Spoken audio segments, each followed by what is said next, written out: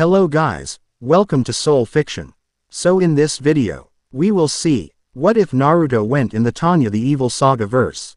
If you enjoy these kinds of stories, don't forget to show us some love by hitting the like button and subscribing to the channel. Your support means the world to us. Now, let's start the story. Chapter 1. The Other Side of the Sky. The last thing he remembered was a scream. Not his own, but a sound that tore through the fabric of reality itself. The final, hateful cry of a dying goddess. There was a blinding flash of white, a nauseating lurch that felt like being turned inside out, and then, nothing. The infinite, crushing pressure of Kagaya's dimension vanished, replaced by an unnerving silence that was more profound than any sound. Then came the fall. Air, thin and sharp, screamed past his ears. Naruto Uzumaki's eyes snapped open to a world of dizzying blue streaked with gray. He was tumbling end over end, the wind, a physical force trying to rip his tattered orange jacket from his body. Below him, the ground was a patchwork of sick greens and muddy browns, spinning closer at a terrifying rate. Panic was a distant, secondary instinct. Survival was primary. He forced his limbs into alignment, twisting his body to present the smallest possible surface to the rushing wind. Chakra, his lifeblood, the energy that had been his constant companion since birth, flared in his stomach. He pushed it to his feet, a desperate, clumsy attempt to do what he'd done 1,000 times before, stick to a surface. But there was no surface here, only empty air. The chakra dissipated uselessly, whipping away from his soles like steam. He tried again, this time molding it, shaping it into a cushion of dense energy below him. It was a crude application. Nothing like the elegant control he could exert on solid ground, but it worked. His descent slowed from a terminal velocity plummet to a jarring, controlled drop. The ground rushed up to meet him, not as a final, fatal impact, but as a brutal landing. His boots hit the mud with a wet crunch that sent a shockwave up his spine. His knees buckled, and he fell forward onto his hands, his breath ragged. The world tilted violently, his head swimming with vertigo and dimensional nausea. He stayed there for a long moment, knuckles buried in the cold, slimy earth, just breathing. The air was wrong. It wasn't the clean, fresh air of the forests around Konoha, or even the dusty air of a battlefield. This air was thick, heavy with a metallic tang that scraped the back of his throat. It smelled of churned earth, of something chemical and sharp like burnt lightning, and beneath it all, the faint, coppery scent of old blood. He pushed himself up, his muscles screaming in protest. Every inch of him ached with a bone-deep weariness that went beyond simple exhaustion. The fourth great ninja war had taken its toll, and this bizarre, violent transition had taken the rest. He surveyed his surroundings, and the knot of confusion in his gut tightened into a cold stone. He stood in a crater. Not a clean, bowl-shaped one like a Chibaku tensai would leave, but a jagged, ugly scar in the earth. All around him, the landscape was a nightmare. The ground was a sea of mud, pockmarked with similar craters, some filled with stagnant, rainbow-sheened water. Twisted spires of metal, which he vaguely recognized as the remains of trees, clawed at the gray, overcast sky. Spools of menacing wire, studded with barbs, lay in tangled nests across the field. Nothing grew here, nothing lived. It was a dead place. Where was he? Was this another of Kagaya's dimensions? He extended his senses, searching for familiar chakra signatures, Sakura's warmth, Kakashi's crackling energy, Sasuke's cold, sharp presence. He found nothing. There was no chakra here. The world felt empty, muted, like a song with all the high notes missing. The silence was unnerving. A shout, guttural and sharp, broke the stillness. Naruto's head snapped towards the sound. About 50 meters away, half hidden behind a collapsed wall of earth and splintered wood that might have once been a trench, were men. They wore uniforms of a drab gray-green, their faces smudged with dirt and fear. Strange metal helmets covered their heads, and they clutched long, wooden and metal rifles. They were staring at him, our eyes wide with a mixture of shock and terror. He had appeared out of a clear sky. He understood their alarm. He raised a hand, a universal gesture of peace. "Hey," he called out, his voice hoarse. "Can you tell me where I am?" They didn't answer. They just stared, shouting at each other in a harsh, clipped language he didn't recognize. He saw one of them, an older man with a thick mustache, raise his rifle slightly. Naruto's hand dropped. He wasn't a threat, but they didn't know that. He was an unknown, an anomaly that had fallen into their war. Because it was a war. He could see that now. The uniforms, the weapons, the landscape of utter desolation, it all screamed of a conflict on a scale he could barely comprehend. Before he could try to communicate again, a high-pitched whistle cut through the air, growing rapidly to a shriek. The soldiers on the ridge scrambled, their panicked shouts lost in the rising crescendo. Naruto's senses, honed by a lifetime of battle, screamed a warning. He threw himself flat against the muddy slope of the crater an instant before the world erupted. An explosion tore a new crater just meters from where he'd been standing. A geyser of mud and shrapnel fountained into the sky. The shockwave hit him like a physical blow, stealing the air from his lungs.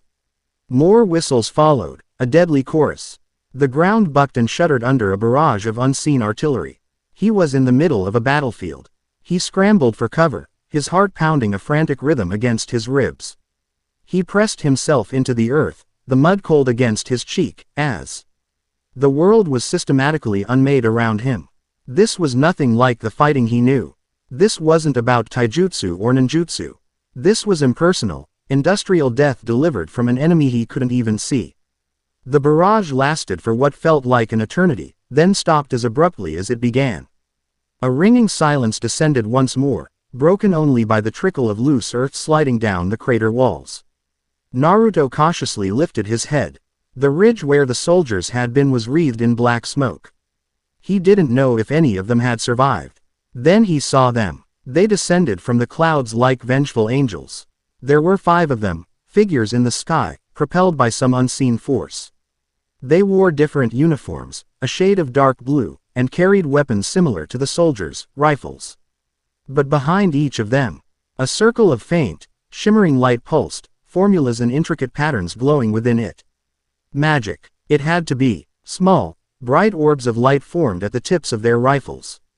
They lanced downwards, striking the ridge and creating smaller, but no less deadly, explosions. These were mages. Flying mages. Naruto stared, a part of his mind reeling at the sight. It was like something out of a Jiraiya novel. But the explosions were real, the screams he now heard were real. He saw one of the gray-green soldiers break cover, running blindly through the mud, only to be vaporized by a direct hit. Something inside Naruto snapped. He didn't know who these people were. He didn't know which side was right or wrong. He didn't care. He had spent his entire life fighting to protect his comrades, his village, his world. He had fought gods and monsters to stop the killing. He would not stand by and watch it start again. He moved. He pushed off from the crater floor, his feet finding purchase in the sucking mud. He was a flash of orange against the brown landscape. The soldiers on the ridge, those who were left, saw him move. A young corporal named Klaus, his rifle shaking in his hands. His face pale with terror, could only stare. The boy, he couldn't be more than a boy, who had fallen from the sky was now running towards the enemy mages. It was the most insane thing he had ever seen. One of the mages in the air banked, spotting the movement. He tilted his rifle down, a condescending smirk on his face. A grunt on the ground was no threat. He fired a single, precise shot. Naruto didn't even break stride. He blurred, a flicker of movement too fast for the eye to properly track, and the explosive round hit the mud where he had been a fraction of a second before. The mage's smirk vanished, replaced by confusion. Naruto slapped his hands together in a familiar seal. Kage Bunshin no Jutsu. 4 puffs of smoke erupted around him, and in an instant, there were 5 of him. The clones didn't hesitate. They fanned out, their movements perfectly synchronized, presenting multiple targets that all moved with the same impossible speed. In the air, the mage squadron leader barked an order. Engage the ground targets. All of them. The clones were a perfect distraction. 2 of the mages broke formation, diving to engage the apparitions that were now weaving through the craters. It was a fatal mistake. They were used to stationary targets or slow-moving infantry. They weren't prepared for shinobi tactics. One of the clones leapt, using the steep side of a crater as a launchpad. It sailed through the air, a kunai appearing in its hand as if from nowhere. The mage fired wildly, his spell bullets churning the air around the clone, but the clone was already twisting, throwing the knife with pinpoint accuracy. The blade didn't hit the mage, it hit the glowing computation orb on his back. There was a shower of sparks, and the mage's flight magic sputtered and died. He screamed as he tumbled from the sky. The other mages stared in shock. This was impossible. The ground troops weren't supposed to be able to fight back like this. What were these solid copies? Where did they come from? While they were distracted, the real Naruto was closing the distance. He ran up the face of the highest ridge, his chakra-infused feet finding purchase on the near vertical wall of mud and rock. He reached the summit and launched himself into the air, a soaring leap that carried him dozens of meters into the sky. For a breathtaking moment, he was level with the mages. He saw the shock on the leader's face, the whites of his eyes. Time seemed to slow. Naruto's right hand came up, chakra swirling in his palm, compressing into a perfect, winding sphere of pure power. Rasengan. The leader tried to bring his rifle around, to erect a magical barrier, but he was too slow. Naruto slammed the sphere into the man's chest. There was no grand explosion, just a concussive, grinding impact. The mage's protective shell shattered like glass. The Rasengan's violent, rotating energy tore through his uniform and sent him hurtling backwards through the air, unconscious before he even began to fall. Naruto landed lightly on his feet, the impact barely making a sound. He looked up at the three remaining mages, his blue eyes hard as diamonds. They hovered there for a second, their faces a mask of disbelief and terror. They had lost 2 of their number in less than 30 seconds to a single, orange-clad ground soldier who could apparently make copies of himself and leap like a grasshopper. They made the only sane choice. They broke formation and fled, scrambling for the safety of the clouds. Naruto didn't pursue them. He watched them go, then let out a shaky breath, the tension draining from his body. His clones dispelled, their experiences and lingering exhaustion flowing back into him. He stumbled, catching himself on one knee. He was running on fumes. Silence returned to the battlefield. A heavy, stunned silence. From the trench, Corporal Klaus stared, his mouth hanging open. The other surviving soldiers peeked over their shattered defenses, their expressions mirroring his. The battle was over. The mages were gone. The golden-haired demon, the boy who fell from the sky, had saved them. He had done it with a speed and power that defied every law of nature and warfare they had ever known. He hadn't used a computation orb. He hadn't chanted a single formula. He had just fought and won. Slowly, cautiously, the platoon sergeant, a grizzled veteran named Hoffman, climbed out of the trench. He held his rifle loosely, not as a threat, but as a nervous habit. He approached Naruto, who was now pushing himself back to his feet. Hoffman stopped a few feet away. He didn't know what to say. "Danke," he managed, the word feeling small and utterly inadequate. "Thank you." Naruto looked at him, his brow furrowed in confusion. He didn't understand the word. He saw the man's posture. The caution in his eyes mixed with a profound sense of awe. He offered a weary, lopsided grin. "Don't mention it," he said, knowing they wouldn't understand. Klaus and 2 other soldiers joined their sergeant. They looked at Naruto, then at the bodies of the 2 fallen mages, then back at Naruto. One of the soldiers, a boy no older than 17, made a small, warding sign with his fingers. "Was Easter?" he whispered. "What is he?" Hoffman shook his head. "Ein Teufel, oder ein Engel," he murmured. "A devil, or an angel." He looked at Naruto's bright orange jacket, now covered in mud, and the exhausted but determined look in his blue eyes. Maybe both. Naruto could only catch a few words. Teufel, demon. He'd been called that before. Engel, angel. He'd been called that, too. It seemed some things were the same everywhere. He gestured to himself. Naruto. He pointed at Hoffman. The sergeant seemed to understand. He thumped his own chest. Hoffman. Empire. He swept his arm across the devastated landscape, a gesture that encompassed his nation, his side of this brutal conflict. Empire. The word meant nothing to Naruto, but it was a start. He was weak, disoriented, and completely alone in a world he didn't understand. But he had found people. And for now, that was enough.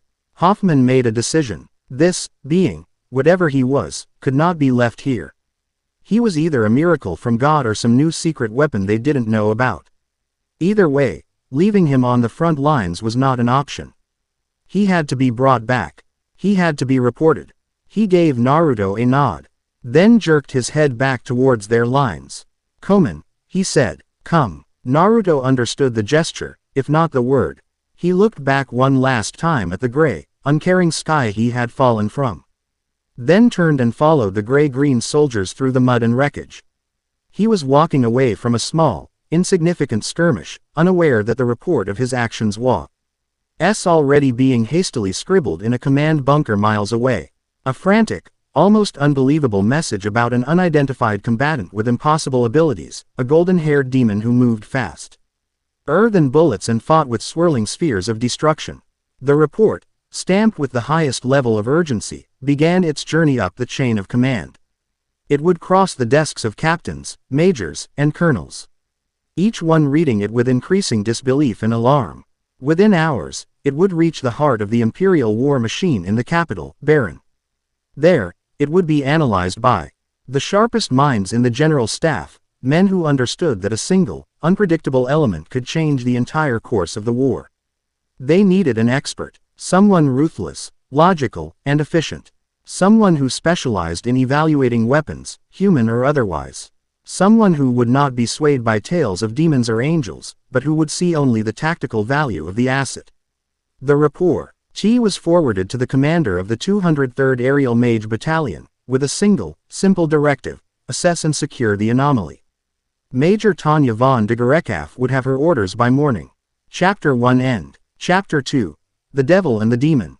Lieutenant Colonel Erich von Rierugen placed the report on his otherwise immaculate desk and pressed the tips of his fingers against his temples. The field telegraph was a flimsy piece of paper, but it felt as heavy as a tombstone. He had read it 4 times. The words did not change. They simply became more absurd with each reading.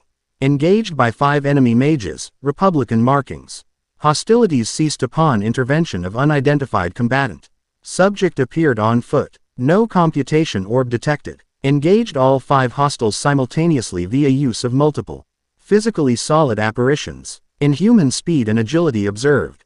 Concluded engagement with directed, contained explosive force generated in palm of hand. Enemy casualties. 2 confirmed Kia. Imperial casualties. 0. It went on, each line a new assault on logic and the established laws of warfare. The summary from the platoon sergeant, Hoffman, was even more fantastic, filled with subjective but deeply unsettling descriptions. Golden Demon. Moved like a blur. Fought like a storm. Rierugen prided himself on being a man of logic. He was a creature of the general staff, a world of timetables, supply logistics, and the predictable physics of ballistics and magical formulae. There was no room in his world for demons or miracles. A man could not create solid copies of himself. A man could not leap 100 meters into the air. A man could not generate a devastating explosive force without a computation orb to focus the mana and shape the formula. It was impossible, and yet, 2 Imperial patrols from different sectors had corroborated the core facts. 5 Republican mages had been routed. 2 of their bodies had been recovered, their flight gear disabled, one of them showing signs of catastrophic internal injuries consistent with a massive, grinding impact. And an unknown young man in a bizarre orange outfit was now in custody at the 7th Division's forward command post. The door to his office opened, and Major General Kurt von Rudersdorf entered, his face a grim mask. He held an identical flimsy in his hand. "Eric," he began, foregoing any pleasantry. "Tell me this is a joke. Some new kind of propaganda from the Republic designed to make us chase ghosts." "I wish it were, Herr General," Rierugen said, gesturing to the chair opposite his desk. The 7th's commanding officer vouches for Sergeant Hoffman's integrity. He's a 20-year veteran. Not prone to battlefield hysteria. Solid apparitions. A Rasengan. Rudersdorf scoffed, mispronouncing the foreign-sounding word from the report. "It sounds like something from a children's fairy tale. What's the working theory? A new type of covert mage from the Allied Kingdom? Some monstrosity cooked up in a Francois Republican lab?" "We've considered both," Rierugen admitted. "If it's Allied Kingdom tech, it's a generational leap beyond anything we possess. Their mages are competent, but they are slaves to their computation orbs. Just as we are. If it's the Republic, then they have a weapon that could shatter the Rhine front, and the question is why they would deploy it in such a limited, almost accidental fashion. Rudersdorf paced the small office, his boots thudding softly on the wooden floor. And the boy himself, what have we learned? Very little. He speaks a language none of our interpreters recognize. It has some linguistic roots similar to the Far Eastern dialects, but it's completely unique. He appears to be young, perhaps 18 or 19. Physically, he's in peak condition despite signs of extreme exhaustion. And he is, according to the on-site medic, completely human. Ryugen paused. He is also, reportedly, quite cooperative. He hasn't shown the slightest hint of aggression since the skirmish. That's what worries me most, Rudersdorf grumbled, stopping to stare out the window at the bustling military bureaucracy of Baron. A weapon that powerful should be wielded by a fanatic. This quiet compliance, it feels like a trick. Like a predator conserving its energy. The unspoken fear hung in the air between them. If this boy, this Naruto, as he called himself, as not a secret weapon from another nation, then what was he? The options dwindled into the realm of the fantastical, the territory of the church and its ramblings about divine agents. Ryugen, a man of the state, found that possibility even more distasteful than an enemy super weapon. At least a weapon could be understood, reverse-engineered, and countered. A miracle was a variable that broke the entire equation of war. We need to know what he is, Rudersdorf said, turning back from the window. We need it quantified, catalogued, and assessed. We need to know his limits, his weaknesses, and his allegiances. We need facts, not legends from the trenches. My thoughts exactly, Herr General, Ryugen agreed. I've already taken the liberty. I need someone on site who is immune to hysteria. Someone who will not be awed by battlefield myths, who sees only data and results. A true pragmatist. Rudersdorf raised an eyebrow. You don't mean, she's already on her way, Ryugen confirmed, AF. Liquor of something that might have been sympathy for the anomaly crossing his face. Major Tanya von Digerekaff and the 203rd should be arriving at the 7th S forward command post within the hour. The air at the Rhine front was a physical assault. It was a damp, clinging blanket of mud, rot, and cordite that worked its way into the lungs and the soul. Major Tanya von Digerekaff stepped off the transport, her polished boots immediately sinking an inch into the mire. She internally cursed the logistics officer who had designated this sludge pit as a landing zone. Her battalion, the 203rd Aerial Mages, disembarked behind her. Their faces disciplined masks that hid their shared distaste for frontline conditions. They were an elite rapid response unit. They struck hard and fast from the sky, instruments of precise aerial warfare. They were not meant for trenches. First Lieutenant Victoria Ivanovna Serebryakov, Visha, appeared at her side, holding a file. All personnel and equipment accounted for, Major. The base commander is waiting for us in the main tent. Excellent, Lieutenant, Tanya said, her voice crisp and clear, cutting through the damp air.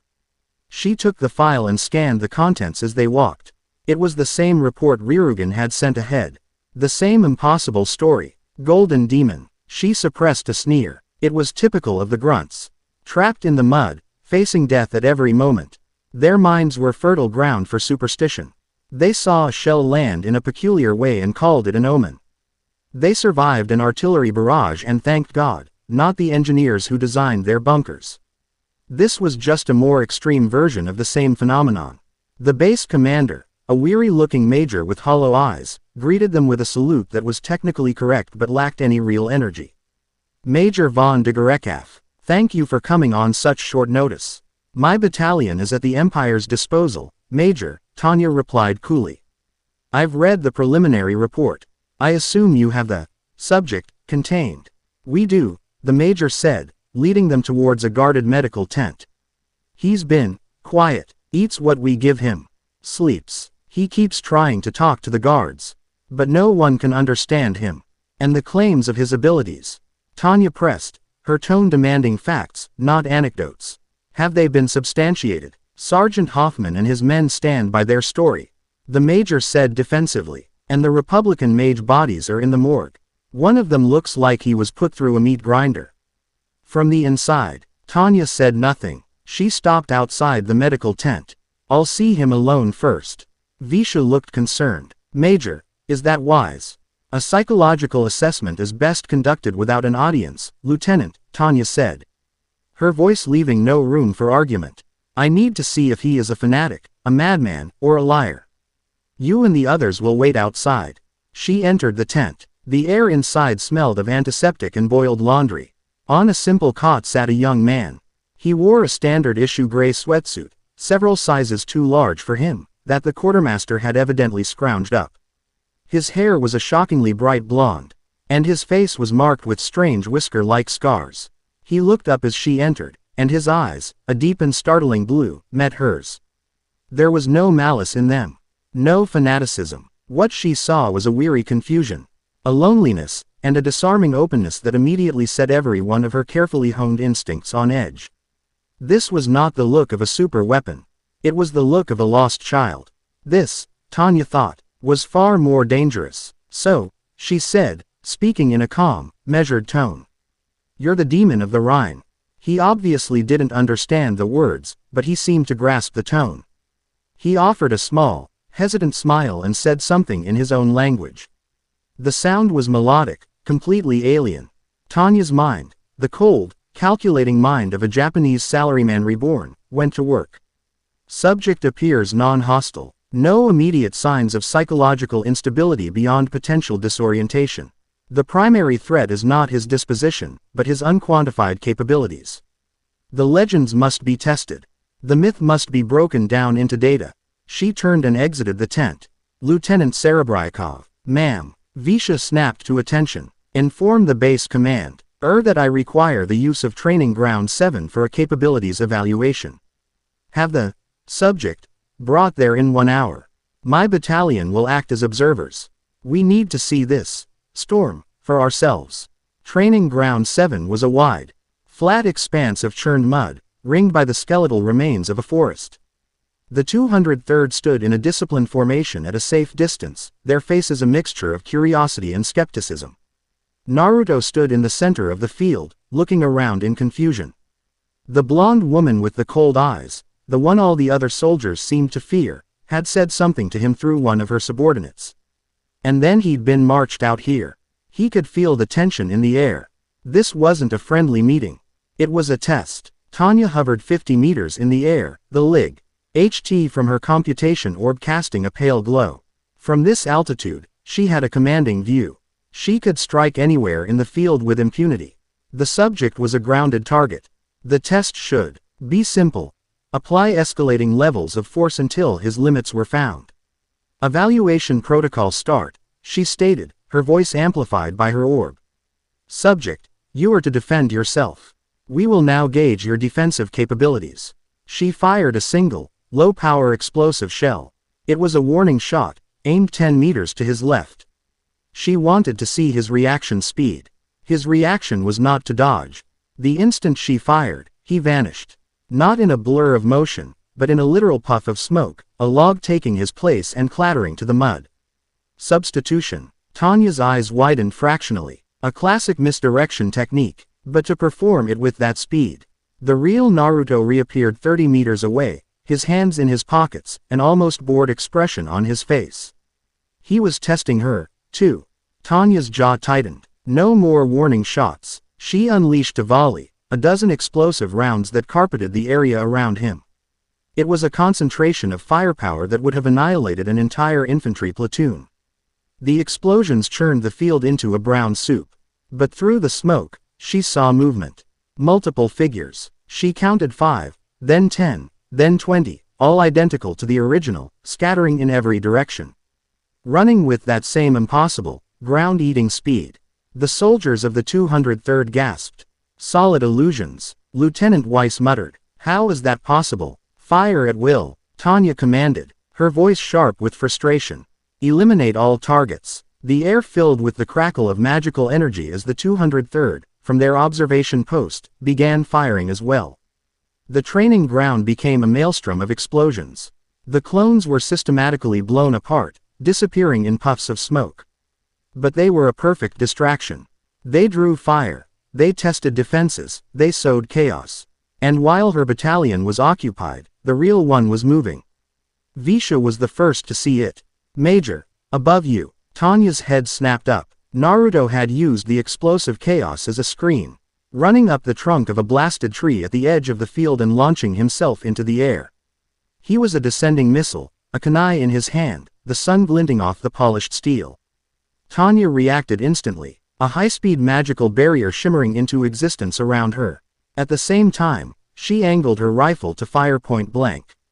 Naruto didn't attack. He threw the kunai, not at her, but at the ground below her. As she watched it fall, her mind trying to calculate its purpose, he slapped his hands together. In midair, a new clone appeared beside him. He planted his foot on the clone's shoulder and pushed. The clone dispelled, but the push gave Naruto a second burst of momentum. He shot upwards, over her head, completely avoiding her firing arc. It was an aerial maneuver of such breathtaking audacity and simplicity that it left her momentarily stunned. She had to end this. This chaotic, unpredictable fighting style was an affront to the order of modern warfare.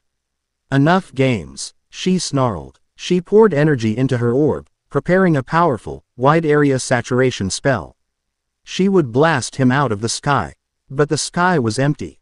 He was gone. She scanned the ground below. Empty. The clones were gone. There was only mud and smoke. A cold prickle of unease ran down her spine. A whisper of displaced air behind her. She spun around, her eyes wide. He was there, hovering in the air, somehow. Standing on nothing, just behind her. His hand was resting on the barrel of her rifle, his grip firm, preventing her from aiming. His other hand held a swirling, CTLY-formed sphere of crackling blue energy, inches from her face. The Rasengan. She could feel its raw, untamed power washing over her, a pressure that made the air itself feel thick. The sheer density of the energy was something her computation orb couldn't even begin to quantify. It wasn't a shaped spell. It was a miniature hurricane held in his palm. His blue eyes met hers. They held no anger, no malice. They were calm, almost questioning. The message was clear. Checkmate. He held the position for a heartbeat, then the Rasengan vanished. He released her rifle, gave her a small, almost apologetic nod, and then simply dropped, landing on the muddy ground 50 meters below with a soft thud. The training ground fell silent. The entire 203rd stared, their mouths agape. Their invincible commander, the Devil of the Rhine, had been utterly, completely, and non-lethally defeated. Tanya hung in the air, her mind a maelstrom of cold fury and colder fear. He had displayed a level of speed, tactical ingenuity, and raw power that defied all logic. He had outmaneuvered her, outthought her, and held her life in his hand. And then he had let her go. That was the most terrifying part. It was an irrational act. A warrior who showed mercy to a defeated foe in the middle of a test was not a warrior. They were something else, something unpredictable, and in Tanya's world, the unpredictable was the deadliest threat of all. She descended slowly, her face an unreadable mask of calm that betrayed none of the chaos in her mind. She landed before Naruto, who was now dusting the mud from his gray sweatsuit. Visha and the others hurried over. "Major, are you all right?" "I am perfectly fine, Lieutenant," Tanya said, her voice dangerously quiet. She looked at Naruto, not as a person, but as a problem. A complex, infuriating equation that she had to solve. She turned to Visha. "Lieutenant Serebryakov, from this moment on, you are assigned as the subject's official liaison and interpreter in training. You will teach him our language. You will not leave his side. You will report his every word and action directly to me. Is that understood?" "Yes, ma'am," Visha said, surprised by the sudden assignment. She looked over at Naruto, who offered her a slightly confused but friendly smile. He seemed far less intimidating up close. Tanya turned and walked away, her mind already racing, composing the report she would have to send to Ryugen. The legend was real. The fairy tale was true. She couldn't explain how he did what he did, but she could give it a name. She could put it in a box. Later that evening, in the quiet of her temporary office, she wrote her conclusion. Subject: Naruto displays combat capabilities that are not based on any known magical or technological principles. His power is unquantifiable, His tactical methods are dangerously unorthodox, and his mindset is alarmingly sentimental. He represents the single greatest tactical asset and the single greatest strategic ability currently on the field of battle. He is, for all intents and purposes, a tactical nuke with the mindset of a child. She paused, considering her final recommendation. Logic dictated that such an uncontrollable variable should be eliminated. But pragmatism screamed that such a powerful weapon could not be wasted. If she couldn't eliminate him, and she couldn't control him, then there was only one option left. Recommendation: immediate integration into the 203rd Aerial Mage Battalion under my direct command. The asset is too valuable to be left to the whims of another commander and too nourished to be allowed to operate independently. Proximity and direct observation are the only logical methods of control. The demon must be kept on the Empire's leash. She signed the report and sent it. She had made her decision. She would chain the storm to her side and pray she could learn to direct the lightning before it struck her down. Chapter 2 End. Chapter 3. A baptism of fire and steel. The transport shuddered, the roar of its engines a constant, deafening drone that vibrated through the metal floor into Naruto's bones. He sat strapped into a hard canvas seat, a stranger in a strange uniform. The Imperial tailors had done their best, fitting him with a field gray officer's uniform, modified to accommodate his broader shoulders and athletic build. They had even dyed a spare orange scarf black and given it to him. A small, almost mocking concession to his origins. On his collar, the silver pins denoted the rank of first lieutenant, a rank Tanya had bestowed upon him with a look of profound irritation. It was a bureaucratic necessity. An unranked civilian could not be officially deployed in a military operation. He fidgeted with the computation orb strapped to his forearm. It felt alien and parasitic. During the brief, intensive training sessions Visha had run him through, he'd found the device to be utterly confounding. The flow of mana, the precise calculations, the rigid structure of the formulas, it was the complete antithesis of his own power, which was intuitive, elemental, and alive. He could force his chakra through it, using the orb's flight mechanism as a crude stabilizer. But it felt like trying to paint a masterpiece with a house roller. He was a bird being asked to fly by flapping a set of wooden planks. Around him, the other members of the 203rd were a picture of calm professionalism. They cleaned their rifles, checked their ammunition, and ran diagnostics on their orbs. They pointedly ignored him. Since the evaluation, he had become a specter in their midst. He was no longer just a battlefield rumor, he was a reality they couldn't comprehend, and it made them deeply uneasy. They treated him with a wide berth, a mixture of fear and a strange, grudging respect. He was the Major's pet monster, a living tactical weapon whose leash was held by a girl who looked like she could snap in a strong wind. Only Visha treated him like a person. She sat opposite him now, her brow furrowed in concentration as she whispered words in the Imperial tongue, pointing to objects in the transport bay. Rifle, ammunition, helmet. Naruto would repeat the words, his pronunciation clumsy but earnest. Rifle, amu ne shun, helmet. Visha would offer a small, encouraging smile. Very good, Lieutenant. He appreciated her efforts more than he could say. In the chaotic sea of his new reality, her quiet lessons were a lifeline. But the peaceful moment was shattered when a tinny voice crackled over the transport's internal comms. All personnel, final approach to deployment zone Alpha. Prepare for combat drop in 5 minutes. A collective clatter of activity filled the bay as the mages made their final preparations. Visha's smile vanished, replaced by the focused, grim mask of a soldier heading into battle. Naruto felt the familiar, cold knot tighten in his stomach. He'd felt it before every major mission, before the fight with pain, before the war.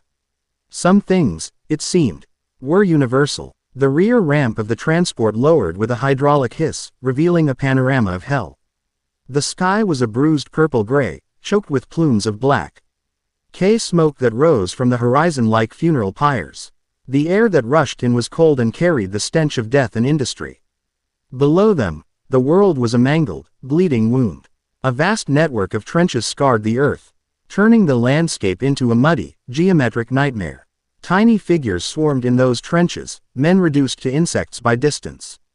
The space between the opposing lines, the no man's land, was a churned Desolate wasteland of craters, wire, and the dark stillness of fallen soldiers.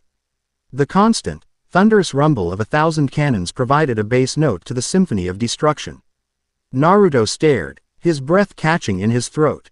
He had seen war. He had seen villages burn and friends die. But he had never seen anything like this. This wasn't a battle. It was a machine. A vast, impersonal engine designed for the sole purpose of grinding human beings into dust. There was no honor here, no clash of wills. Just the cold, brutal math of artillery. Tanya's voice, amplified by her orb, cut through the din. Mission briefing. Listen up. Our target is enemy fortification designated Strongpoint K7. It's a concrete fortress complex currently pinning down the 11th and 14th Infantry Divisions. Its long-range artillery is preventing any forward advance. High Command wants it silenced. Permanently. A magical projection of the battlefield shimmered into life in the center of the bay. A squat, ugly cluster of bunkers and gun emplacements was highlighted in red. Our operational plan is textbook, Tanya continued, her tone as cold and efficient as a surgeon's scalpel. Phase 1. High-altitude bombardment. We will approach from 10,000 meters and saturate the target with wide-area explosive and anti-fortification shells. We will soften it up, destroy its anti-air capabilities, and demoralize the defenders. Phase 2. Direct assault. Once their defenses are crippled, we will descend and eliminate the command bunker and any remaining artillery pieces. Rules of engagement are simple. Anything that moves is a hostile. We are to ensure the complete and total neutralization of the fortress. No survivors, no quarter. Are there any questions? The mages of the 203rd were silent. The plan was brutal, but it was standard doctrine. It was war. But Naruto was looking at the fortress, and then beyond it, using a flicker of his sensory ability. I didn't need Sage Mode to feel the life force in the area. And what he felt made his blood run cold. The fortress wasn't manned by elite soldiers or hardened veterans. The chakra signatures, or whatever this world's equivalent was, were faint. Flickering, and thrumming with a single, overwhelming emotion, terror. They were kids. Scared kids, huddling in concrete boxes, waiting to be vaporized. I have a question, Naruto said, his voice quiet but clear. The entire bay went silent. All eyes turned to him. Tanya's projection flickered as she turned to face him, her expression one of mild annoyance. Speak, Lieutenant Uzumaki. Bombarding the fortress from that height, it's imprecise, Naruto stated. You'll kill everyone inside. The gun crews, the command staff, the medics, the cooks. Everyone. That is the definition of total neutralization, Lieutenant, Tanya replied, her voice laced with acid. It is the objective. There's another way, Naruto pressed, standing up. Let me do a reconnaissance run. A clone can get in close, map their defenses, identify the key targets, the guns in the command center. We could launch a precise, surgical strike. Take out their ability to fight without having to level the entire place. We could even force them to surrender. A few of the mages snorted in derision. Surrender. The Republic fanatics in those fortresses never surrendered. Tanya's expression hardened. Lieutenant, your unorthodox skill set has been noted. However, it is an unproven commodity in a live fire scenario. We will be sticking to established imperial doctrine. Your propo. Sal is inefficient and carries an unacceptably high risk of failure. Furthermore, the idea of accepting a surrender from the godless Republicans is laughable. Our orders are to eliminate the threat. They're not just a threat. Naruto shot back, his voice rising. They're soldiers, just like you. Most of them look like they're barely old enough to shave. Their age is irrelevant, Tanya said, her voice dropping to a dangerously cold level. They are the enemy. They are an obstacle to the Empire's victory. And they will be removed. You will follow your orders, Lieutenant. You will fly in formation, you will fire on my command. And you will do nothing else. Acknowledge. The red light above the ramp flashed green. It was time. The mages began to leap from the transport, their orbs flaring to life, carrying them into the smoky sky. Visha gave Naruto a worried look, then followed her comrades. Naruto stood at the edge of the ramp, the wind whipping at his uniform. He looked at the fortress, felt the hundreds of terrified lives inside it. He then looked at Tanya, who hovered nearby, her small form silhouetted against a sky lit by distant explosions, her eyes daring him to disobey. He had come to this world with nothing. The Empire had given him food, clothes, a place. But he had not survived a war against a goddess to become a cog in someone else's killing machine. Acknowledged, Naruto said into his comms. His voice flat, he took a step off the ramp, letting the orb on his arm carry him into the air. He fell into formation, a flash of gray and black amongst the others. Tanya watched him, a flicker of satisfaction in her eyes. The asset was learning to heal. They ascended, climbing through the clouds until the battlefield was a distant, silent map below. At 10,000 meters, the air was thin and freezing. Target in range, Tanya's voice announced. All units, prepare to fire bombardment formulae on my mark. 3, 2, 1, mark. 100 mages began their incantations. Mana flared, shaping itself into shells of pure destructive force. But Naruto's place in the formation was empty. Tanya's head snapped around, her eyes scanning the sky. He was gone. Fran. Tick message came from one of her subordinates. Major. Unidentified contacts approaching the fortress. Low altitude, high speed. Dozens of them. Down below, at the base of strongpoint K7, the world had exploded into chaos. A veritable army of orange-clad figures had erupted from the blasted woods, swarming towards the fortress walls. The Republic's machine gun nests opened up, spitting fire and lead, but the figures were too fast. Too numerous. They weaved through the cratered landscape, a tide of unstoppable energy. It's Uzumaki, Lieutenant Weiss shouted over the comms. He's used that clone technique. Tanya's face was a mask of incandescent fury. He had disobeyed a direct order in the middle of a major offensive. He had subverted her authority and thrown her entire plan into chaos. All units, cease bombardment protocol. Cease bombardment, she screamed. Firing now would mean hitting his clones, and him. All units, descend to low altitude and prepare to engage. I want him shot down on sight. But it was too late. The diversion was perfect. While the fortress's defenders were consumed with the impossible army attacking their front gate, a single, silent shadow detached itself from the main force. Naruto, flanked by a hesitant Visha and a bewildered Lieutenant Grants who had been flying closest to him, shot towards the fortress's blind spot, a sheer cliff face at the rear. Lieutenant, what are you doing? Grants yelled, his voice panicked. This is treason. This is saving lives. Naruto yelled back, his chakra flaring, creating a powerful tailwind that propelled them forward even faster. Just cover me. He reached the cliff face, a solid wall of rock and concrete. He didn't slow down. He pumped chakra into his fist and punched. The wall exploded inwards, showering a corridor with dust and rubble. He shot through the opening, landing in a crouch inside the fortress. Visha and Grants followed, their faces pale with shock. Alarms blared throughout the complex. You're both insane, Grants stammered, raising his rifle. Stay behind me, Naruto ordered, his voice calm and commanding.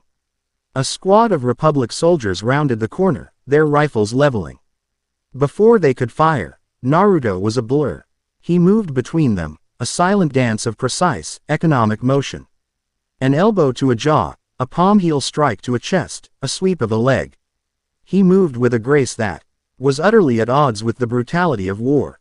In seconds, the entire squad lay on the floor, unconscious but alive. Visha stared, her rifle lowered. He hadn't killed any of them. He hadn't even seriously injured them. This way, Naruto said, his senses guiding him towards the fortress's command center. They moved through the corridors like a phantom strike team. Naruto was the tip of the spear, disabling every soldier they encountered with the same non-lethal efficiency. Grants, his mind reeling, found himself lowering his rifle, unable to bring himself to shoot the unconscious men. Visha, her heart pounding, watched Naruto, seeing not a demon or a weapon, but a warrior with a code she couldn't begin to understand. They reached a set of heavy steel doors, the command bunker. 2 heavy machine guns were mounted in pillboxes, guarding the entrance. They're fortified, Grants yelled. We can't get through. Naruto didn't answer. He formed a Rasengan in each hand. The twin spheres of whining, destructive energy lit the corridor with a brilliant blue light. He slammed them into the steel doors. The metal screamed, groaned, and then imploded, torn from its hinges and sent flying into the bunker beyond. Naruto walked through the smoking opening. The room was a scene of chaos. Officers were scrambling for their sidearms, their faces white with terror. In the center of the room, a grizzled, older commander with a pistol in his shaking hand stared at Naruto. "Daemon," the commander whispered. "Demon." Naruto let the Rasengans dissipate. He raised his empty hands, his blue eyes locking with the commander's. He didn't know the man's language, but some things transcended words. His gaze conveyed no hatred, no desire to kill. It was a simple, undeniable statement of fact. This is over. He took a single step forward. The commander, looking at the impossible boy who had breached his fortress and the carnage of the clone army raging on his monitors, made his choice. The pistol clattered to the floor. "Je me rends," he said, his voice cracking. "I surrender." Outside, the guns of Strongpoint K7 fell silent. The clone army attacking the gates vanished in puffs of smoke. A white flag was slowly, shakily, raised over the fortress. The mages of the 203rd, who had been preparing for a bloody assault, hovered in stunned silence. The Imperial infantry, who had been preparing to charge into a meat grinder, stared in disbelief. The fortress had been taken. The advance could continue, and it had been accomplished in under 10 minutes, with virtually no Imperial casualties. Tanya von Digerekaf landed her battalion in the main courtyard of the captured fortress. Imperial soldiers were already moving in, securing weapons and herding hundreds of dazed, surrendered Republic soldiers into holding pens. It was a flawless victory, a military miracle, and she had never been so furious in her entire life. She stormed through the courtyard, her small frame radiating a cold fury that made veteran soldiers flinch and step aside. She found Naruto near the entrance to the command bunker, talking with a relieved-looking Visha. He saw her coming and his weary expression hardened slightly. He had done what he felt was right. He was prepared for the consequences. Tanya stopped directly in front of him, her face pale, her fists clenched at her sides. She didn't shout. She didn't scream. Her voice was a low, shaking whisper. Colder and more dangerous than any explosion. "Uzumaki," she began, her voice trembling with barely suppressed rage. "You have disobeyed a direct order. You have jeopardized this entire operation. You have undermined my command and made a mockery of Imperial military doctrine." She looked around at the surrendered soldiers, at the intact fortress, at her own unharmed battalion. "And you have handed the General Staff the single greatest, most bloodless tactical victory on this front in the last 6 months." She looked back at him, her blue eyes like chips of ice. "What, in God's name, am I supposed to do with you?" Chapter 3 End. Chapter 4. Whispers in the Capital. The letter of summons was not delivered with the shriek of an incoming shell or the bark of a sergeant, but with the quiet, rustling deference of an adjutant's gloved hand. It was, Naruto decided, infinitely more menacing. He was not to be court-martialed. He was not to be demoted or disciplined. He and Major von Digerekaf were to report to the General Staff headquarters in Baron. Immediately. The journey from the front was a study in jarring transitions. One moment, they were read in the primordial mud and the constant, percussive thunder of the Rhine. The next, they were aboard a dedicated military transport, a sleek, armored train that sliced through the green, untouched countryside of the Imperial heartland. The sounds of war faded, replaced by the rhythmic clatter of wheels on steel. It was a sound so peaceful it set Naruto's teeth on edge. He sat by a window, watching the landscape roll by. Tanya sat opposite him, her eyes closed, though he knew she wasn't sleeping. She was thinking, calculating. Since their confrontation in the captured fortress, she had spoken only when necessary. Her words clipped and precise. She had filed her report, a document Naruto could only imagine was a masterwork of factual damnation, and had then retreated into a formidable silence. She had neither condemned nor condoned him, but had simply accepted him as a chaotic, infuriating new parameter in her life's equation. His actions at Strongpoint K7 had sent a shockwave through the Imperial Army. News, even heavily censored, traveled fast in the trenches. He was no longer just a rumor. He was the Kaiserlicher Geist, the Imperial Ghost, the hero of the Rhine. Stories of his M.E.R.C.Y. were spreading faster than tales of his power. He had single-handedly captured a fortress and accepted the surrender of over 800 enemy soldiers. In a war defined by attrition and brutal body counts, such an act was tantamount to heresy. It was also, he was beginning to learn, extraordinarily effective propaganda. The train slid into the great station of Baron under a soaring canopy of iron and glass. The city was an overwhelming spectacle. Unlike the wooden villages of his homeland, Baron was a colossus of stone, steel, and ambition. Towering, neoclassical buildings lined wide, clean avenues. Sleek automobiles, far more advanced than anything he'd ever seen, shared the streets with horse-drawn carriages and electric trams. The air was crisp and carried the faint smell of coal smoke and industry. A stark contrast to the front's stench of decay. The citizens were well-dressed, their faces etched with a wartime austerity but also a fierce, patriotic pride. Imperial flags, stark black, white, and red, hung from every building. This was the heart of the beast, the engine driving the war machine that was chewing up the world.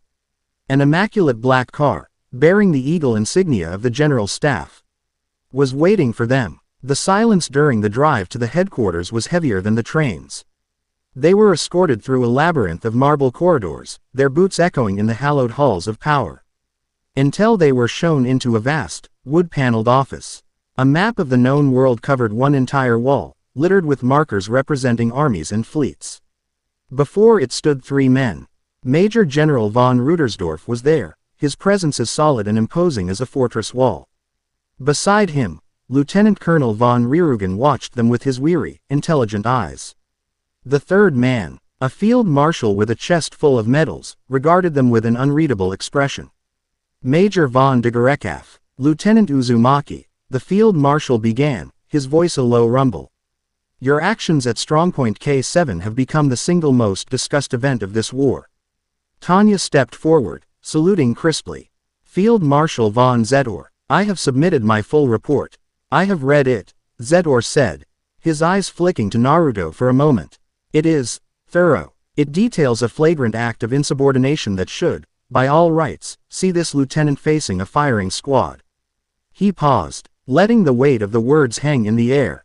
It also details the most efficient, low-casualty capture of a major enemy fortification in Imperial history. The General Staff finds itself in a precarious position. Quote, Tanya remained impassive. I acted to mitigate the potential for operational chaos once Lieutenant Uzumaki broke formation, sir. My objective became the successful resolution of the engagement. Regardless of the method, it was a brilliant deflection, framing her role as one of damage control and adaptation. Zedor gave a slight nod, accepting the explanation. His attention settled fully on Naruto. And you, Lieutenant, they are calling you the hero of the Rhine. They say you have the power of a demon but the heart of a saint. What do you say to that? Naruto met the old soldier's gaze. I say that I did what was necessary to stop people from dying. The simplicity of the answer seemed to momentarily disarm the field marshal. Rerugen stepped forward slightly. What the field marshal means to ask, Lieutenant, is to understand the nature of your abilities. You are to report to the technical division for a full evaluation. We need to comprehend what you are. The evaluation was a series of sterile, frustrating encounters in a laboratory deep in the bowels of the headquarters. Scientists in white coats had him perform feats of strength, speed, and power. All while monitored by strange devices with humming coils and glowing vacuum tubes. They tried to measure his mana output when he formed a Rasengan, but their instruments registered nothing. They tested his blood, his reflexes, his resilience. They were like a group of mechanics trying to understand a dragon by checking its oil. They left more baffled than when they had started, concluding in their report that his abilities do not operate on any known physical or magical principles. He was, to them, a living impossibility. After the final test, as Naruto was being escorted back to the temporary quarters assigned to him, Rerugen intercepted him in the corridor. A moment of your time, Lieutenant, the colonel said, his tone polite but firm. He dismissed the guards with a wave and led Naruto into a small, private study lined with books. He gestured for Naruto to sit, pouring 2 small glasses of what looked like brandy. Naruto declined with a shake of his head. Rerugen took a small sip from his own glass. They are no closer to understanding you than they were when they first read the reports. Maybe that's because I'm not a weapon to be understood, Naruto replied quietly. No, Ryugen agreed, surprising him. You are not. A weapon is a tool. It is predictable. You are an event. A force of nature that has appeared on our chessboard. He leaned forward, his expression serious. Tell me, Lieutenant, what is it you want? The question caught Naruto off guard. What do you mean? Your actions were not those of a man seeking glory or promotion. They were not even the actions of a patriot seeking to serve the empire. They were the actions of a man following his own code. So I ask you again, what is your ultimate goal in this war? Naruto looked at the colonel, seeing past the uniform to the weary man beneath. He saw a man who, like the third Hokage, carried the weight of his nation on his shoulders and hated the price it exacted. He decided to trust him. I want it to end, Naruto said. All of it. I've seen what this kind of fighting does. It hollows people out, turns them into monsters or ghosts. It doesn't matter who wins if there's nothing left but ashes and hatred. I want to find a way to make it stop. A real peace. Ryugen was silent for a long time, studying Naruto's face. He seemed to find what he was looking for. Peace, he mused, the word tasting strange in the heart of a war machine. A noble, if perhaps naive, ambition. He stood and walked to the window, looking out over the sprawling city. Many in the general staff say, EU is a key to a swift and total victory. A way to crush the Republic and bring the world to heel under the Imperial banner. They believe your power can win us the war. He turned back to Naruto. I, however, am beginning to believe your ideals might be able to end it. That is a far more difficult, and dangerous, proposition. Be careful, Lieutenant. In this building, a man who talks of peace can be seen as a greater threat than any Republican mage. Life in the capital was a gilded cage. Naruto was given comfortable quarters, good food, and very little to do. He was an object of intense curiosity. A living legend whispered about in the corridors. To keep him occupied, and under observation, Visha was assigned as his permanent aide and guide. One afternoon, seeking to escape the oppressive stone walls of the headquarters, she took him into the city proper. It was the first time he'd felt like he could breathe since arriving. They walked through the Tiergarten, a vast, manicured park in the heart of the city. Autumn was painting the leaves in shades of gold and red, and for a moment, it almost felt like home. Children laughed as they chased pigeons. Old couples sat on benches, adding newspapers filled with state-approved news from the front. But the war was still here, a ghost at the feast. A disproportionate number of the women were dressed in black. Young men his age were conspicuously absent. Save for the ones in uniform, many of them bearing the terrible scars of their service. They passed a public notice board covered in the names and pictures of the fallen. It is hard for them, Visha said softly. Noticing his gaze, she had become surprisingly adept at reading his moods. Her language lessons had progressed, and while his grammar was still clumsy, they could hold simple conversations. This war, how long has it been? Naruto asked, looking at the seemingly endless list of names. Officially, for the Empire, 2 years, Visha replied. But it feels like it has always been. My father fought in the border skirmishes before it began. My brother is with the Navy in the north. A shadow passed over her face. We are told it is for the glory of the fatherland. That it is a war of survival. Is that what you believe? Visha hesitated, looking around as if afraid of being overheard. I believe that I don't want to see any more names on that wall, she whispered. They stopped at a small stall selling bratwurst. As Naruto bit into the hot, savory sausage, a simple pleasure in a complicated world, he watched the people around him. They were not so different from the people of Konoha. They laughed, they worried, they tried to live their lives while the world burned around them. His resolve hardened. Ryugen was right. Winning the war wasn't enough. He had to find a way to end it. For them, their quiet afternoon was interrupted that evening. They, along with Tanya, were informed they were to attend a state gala at the War College. It was a mandatory appearance. The hero of the Rhine had to be shown off. The gala was a suffocating affair. The grand ballroom was filled with the Empire's elite, industrialists whose factories churned out shells and rifles. Politicians whose speeches sent young men to their deaths, and the highest-ranking officers of the military, their chests glittering with medals. Naruto felt intensely out of place in his dress uniform. Tanya, in contrast, navigated the room with a cold, precise grace, a small, deadly shark in a tank of larger predators. Visha stuck close to Naruto, looking as overwhelmed as he felt. He was introduced to dozens of people whose names he instantly forgot. They clapped him on the shoulder, praised his heroism, and looked at him with an unnerving mixture of admiration and avarice. They saw a tool, a new kind of weapon that could secure their contracts and expand their influence. It was during a conversation with a portly steel magnate that a new figure approached them. He was a colonel, tall and impeccably dressed, with sharp features and intelligent, calculating eyes. He moved with a smooth, predatory confidence. "Colonel Naruto Uzumaki," the man said, his voice a smooth baritone. He offered a perfectly manicured hand. "An honor. I am Colonel Hans von Lergen, of Imperial Intelligence." Naruto shook his hand. "A pleasure to meet you."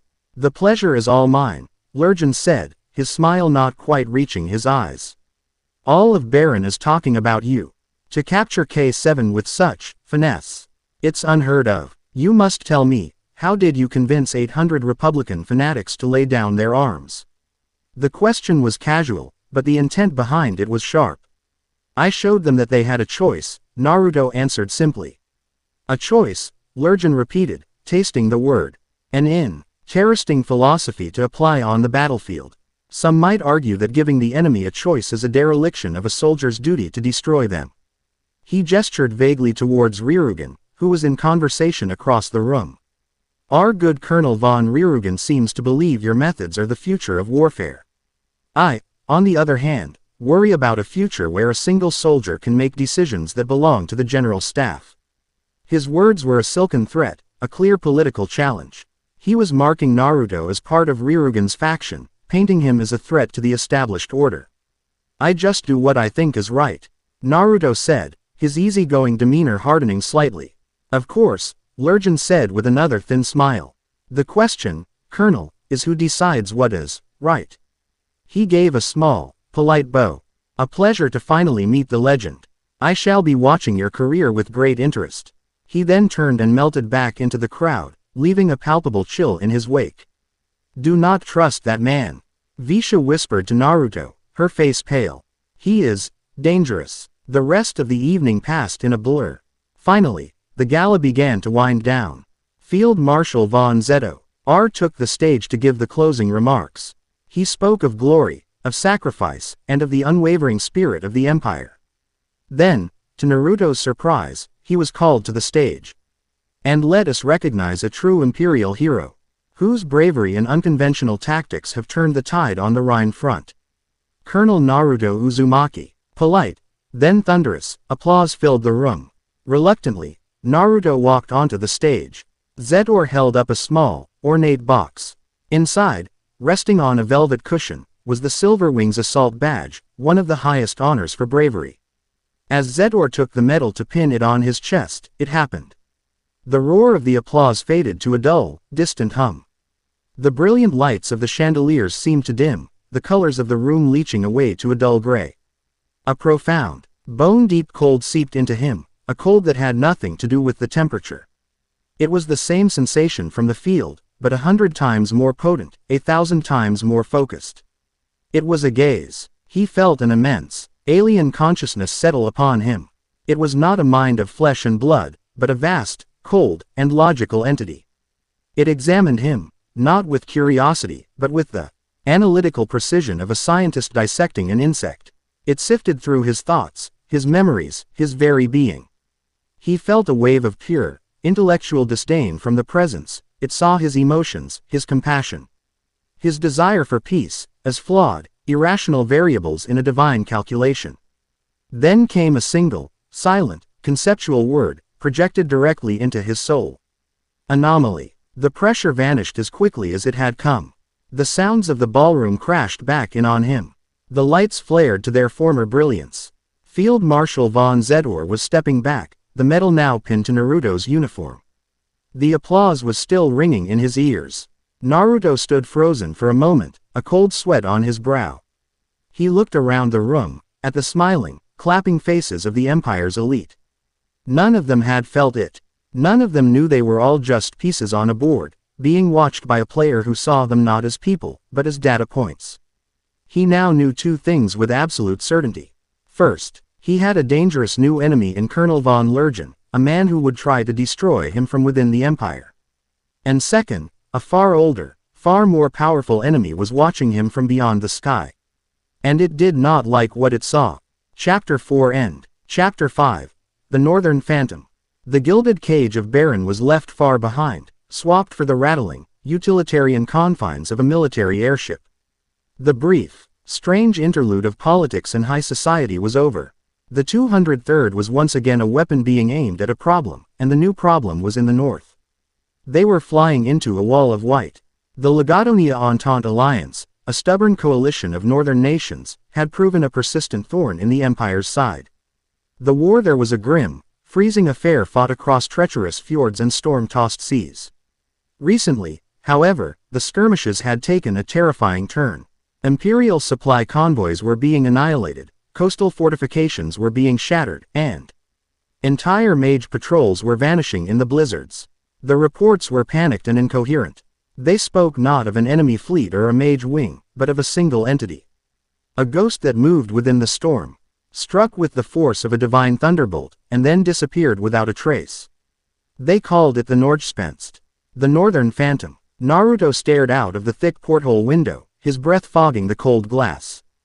Below, a churning, slate-gray sea smashed against the sheer, black cliffs of a fjord.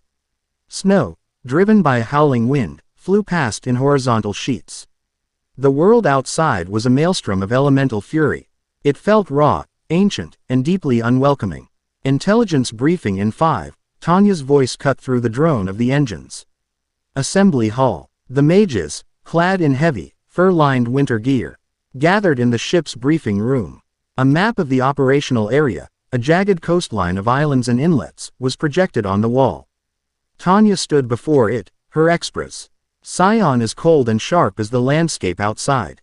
Our objective is twofold, she began, her pointer tapping on the map. 1. Seek and destroy the entity designated, Northern Phantom. 2. Restore Imperial naval superiority in the sector. According to the few coherent eyewitness accounts, the Phantom operates alone. It strikes during the worst weather conditions, using the storm as cover. Its ICAL output has been described as unprecedented. It fires lances of pure light that have pierced the hulls of our heaviest cruisers. She paused, letting the grim reality of their mission sink in. Quote, conventional search and destroy patterns have failed. The Phantom seems to anticipate our movements. Its magical signature is undetectable by standard means. It appears only in the instant it attacks, and then vanishes. It is, for all intents and purposes, a ghost.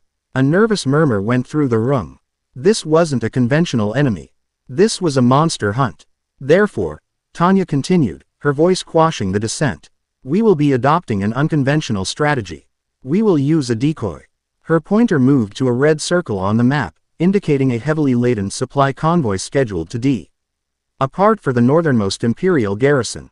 This convoy is our bait. The Phantom has struck every major supply run for the past 3 weeks.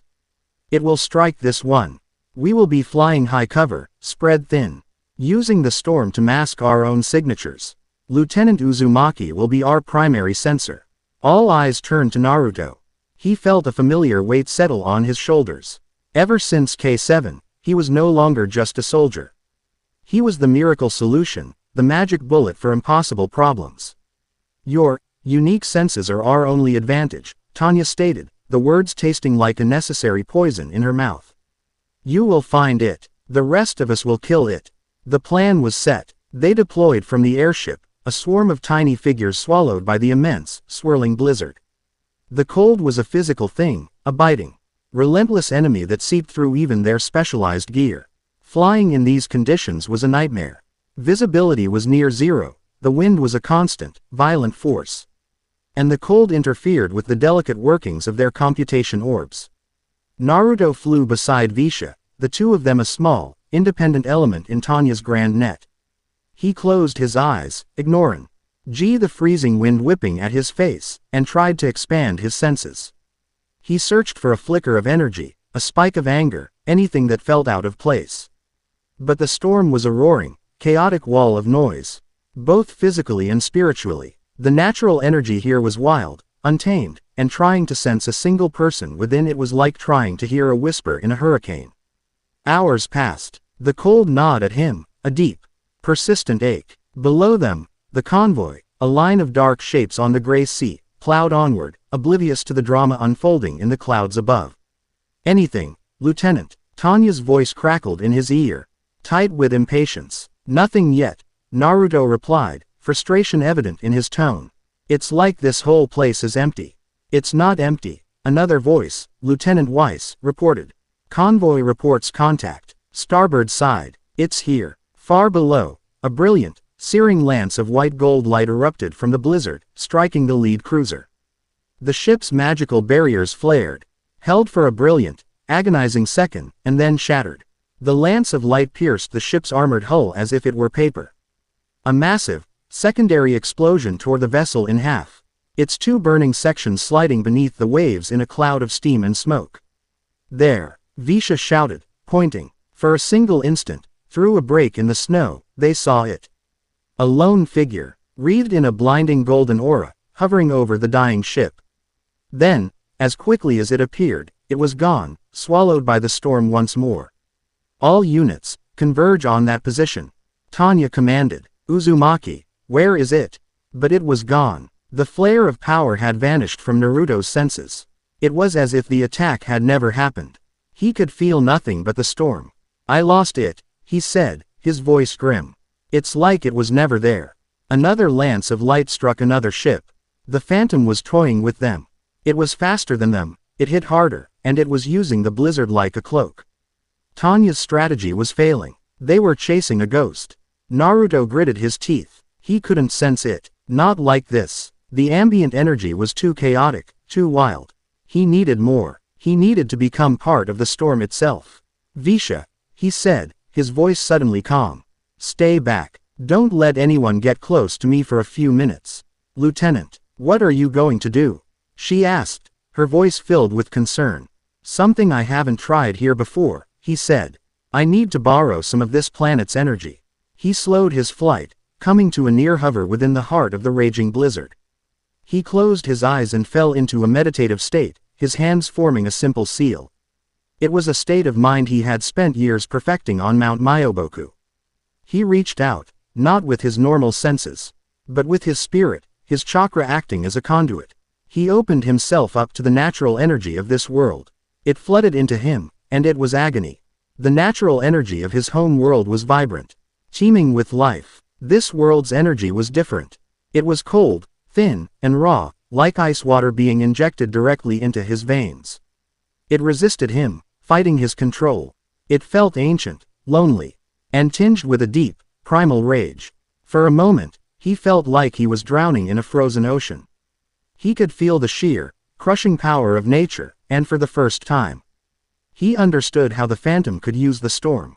It wasn't just hiding in the blizzard, it was the blizzard. He grit his teeth, focusing his will, drawing on his training with the toads. He balanced the alien energy with his own, wrestling it into submission. Slowly, painfully, the chaotic flood was tamed, integrated. The orange pigmentation of sage mode appeared around his eyes. He opened them, and his pupils were now horizontal bars. He saw the world differently. He no longer saw snow and clouds.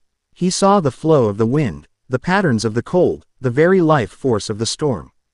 And within that storm, he saw a single, burning, hateful fire. It was a beacon of pure, concentrated rage, warped and twisted with an energy that felt sickeningly familiar. It was the same, holy, pressure he had felt from being X. Now weaponized and focused into a single point of destruction. Found you, he whispered. Tanya, he said over the comms, his voice deeper, resonant with power. I have its location. North-northwest, 20 kilometers, flying low over the ice shelf. It's heading for the glaciers of the Helheim Fjord.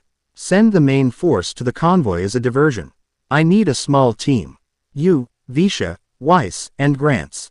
We're going to cut it off. There was a moment of silence. You are certain? Tanya asked, the doubt in her voice warring with the new, undeniable authority in his. I can see its soul, Naruto replied. It can't hide from me now. They flew through the canyons of the Helheim Fjord, vast rivers of ancient ice.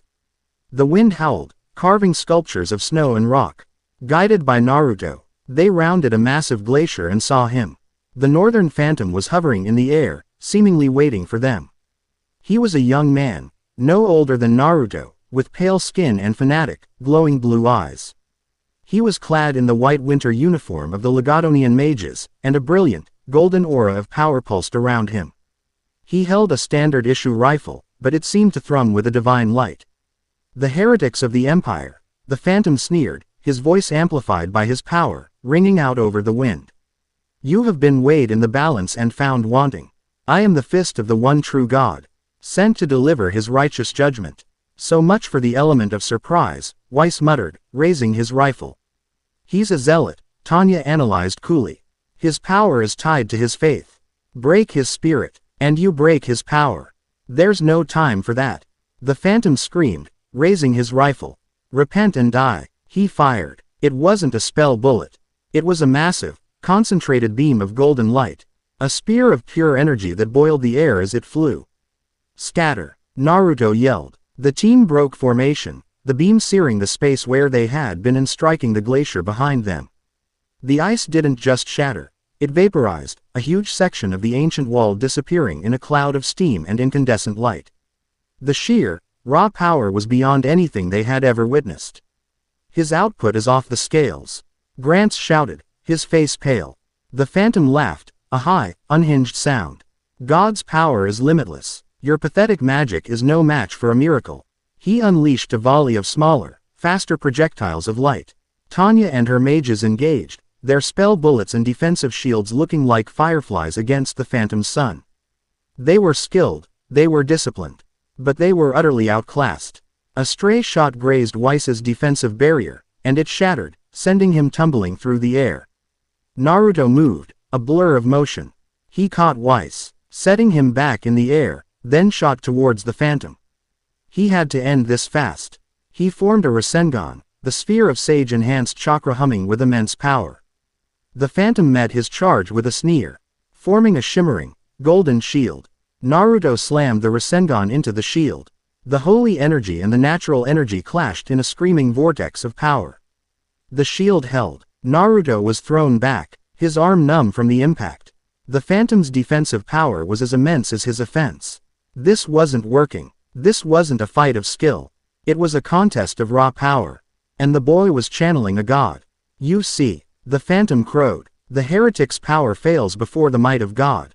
He began to gather energy for another massive blast, his golden aura flaring so brightly it was impossible to look at. This one, Naruto knew, would be enough to wipe them all out. He had no choice. He had to use that technique. He hadn't wanted to show it to them, to show anyone. It was a killer. It was an executioner's blade. Everyone, get back, now, Naruto commanded, his voice leaving no room for argument. Tanya, seeing the look in his eyes, barked the order. The others retreated, putting distance between themselves and the two combatants. Naruto raised his right hand. A shuriken made of pure wind, small at first, began to form in his palm. But it grew, chakra pouring into it, shaping it, refining it. The air began to scream, a high-pitched, piercing shriek like a million tiny needles scraping against glass. The small shuriken expanded into a four-pointed, spinning vortex of destruction. A miniature typhoon contained in his hand. Futon. Rasenshuriken. The phantom, his own attack almost ready, hesitated, his fanatic confidence momentarily shaken by the terrifying sound and the sheer density of the power Naruto was now wielding. What is that demonic art? He shrieked. This is the end, Naruto said, his sage mode eyes locked on his target. He drew his arm back and threw. The Rasenshuriken flew, not as a blur, but with an eerie, almost slow grace, its piercing shriek tearing at the very fabric of the air. The phantom, snapping out of his stupor, I read his golden spear of light to intercept it. The two attacks met in the space between them. For a silent, breathtaking instant, They were locked in a struggle of divine energy versus natural energy. Then, the Recentrican's microscopic wind blades began to shred the spear of light, unmaking it molecule by molecule. It tore through the divine attack and slammed into the phantom. There was no explosion. There was only the shriek, rising to an unbearable crescendo, and a blinding dome of white light. The phantom's screams were lost in the sound. Inside the dome, Visha could just make out his form being assaulted by billions of microscopic blades, his golden aura torn to shreds, his body convulsing. Then, silence. The dome of light collapsed. The Recentrican dissipated. The phantom, his uniform in tatters, his body smoking, fell from the sky like a stone. Naruto moved, catching him before he hit the ice. He laid him gently on the glacier's surface. The boy was alive, but barely. The borrowed power was gone, and his mind was a shattered wreck. He stared up at the sky, muttering fragments of prayers, his eyes vacant. The divine power had burned him out from the inside. Naruto stood up, the sage mode receding, leaving him feeling drained and empty. He looked not at the broken boy at his feet, but up at the sky, which was now strangely clear, the blizzard having momentarily ceased. He felt it, that cold, vast, analytical presence. Being X. It was watching, and for the first time, it was not merely observing. It was radiating an emotion so pure and so potent it was a physical force. Pure, undiluted, theological rage. He had not just defeated its champion. He had blasphemed. He had taken its miracle, and had torn it apart with a power that was utterly profane to it, the raw, untamed power of the world itself. The game was no longer an impersonal calculation. He had made an enemy of a god. Chapter 5 End. Chapter 6. The Weight of a Name. The return from the north was a quiet, somber affair. The victory was absolute. The Northern Phantom was no more, and the Legatonian Entente Alliance's morale had been shattered, but there were no celebrations aboard the airship.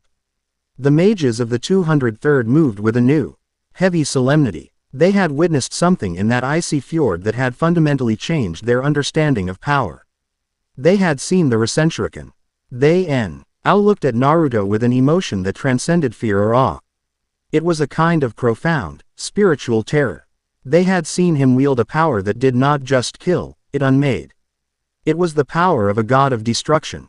And it was nestled within the young man who practiced their language with Visha and ate with a voracious appetite in the mess hall. The contradiction was too vast for their minds to reconcile. So they kept their distance, speaking to him only when necessary, their voices hushed and respectful. Visha, who had seen the technique up close, was the most deeply affected. She remained diligent in her duties as his liaison. But a new, sorrowful caution had entered her eyes. She had seen Naruto's compassion at strongpoint K7. Then, she had seen his capacity for utter annihilation in the north. She struggled to hold both truths in her mind at once. Tanya was, as always, the most difficult to read. She watched Naruto constantly, her gaze analytical and unnervingly intense. She witnessed him defeat a divinely empowered enemy that had outclassed her entire battalion. She had seen him unleash a single technique more powerful than a full-scale artillery barrage. In her mind, the meticulous calculations that governed her world were spinning out of control. Naruto Uzumaki was no longer just an asset or a liability. He was a force that was rewriting the entire rulebook of war, and she, the ultimate student of the rules, was left scrambling to keep up. Their captured prize, the Legatonian ace, was kept under heavy sedation in the airship's medical bay. He was a ghost of a boy. His mind scoured clean by the divine power he had channeled. He would spend his waking moments, what few there were, whispering fervent, incoherent prayers to the ceiling, his eyes wide with a terror that saw things no one else could. In his office in Baron, Colonel Hans von Lergen read the after-action report from the Helheim Fjord engagement. He paid little attention to the tactical detail, or the confirmation of the enemy's neutralization. His eyes were fixed on the addendum from the Intelligence Division, the one detailing the interrogation, or lack thereof, of the captured pilot. The report described the boy's fanaticism, his constant references to being an agent of the one true God, and the strange, holy energy his power had given off. It was all dismissed by the analysts as battlefield religious mania, a common psychological ailment in the deeply pious northern nations. Lurgan saw something else entirely. He saw a pattern. He placed the report next to another file on his desk, the one labeled Subject, Uzumaki. N. Inhuman power. An unnatural presence. An origin that could not be explained. And now, a direct engagement with an enemy who was his mirror image, a divinely empowered soldier. One who fought for a god, the other, who did the other fight for. Lurgan leaned back in his leather chair, a slow, predatory smile touching his lips.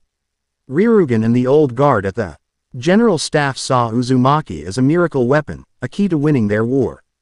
Lurgan saw an existential threat. The empire had spent centuries building a stable, secular state, wresting power from the sea. And placing it in the hands of the military and the aristocracy.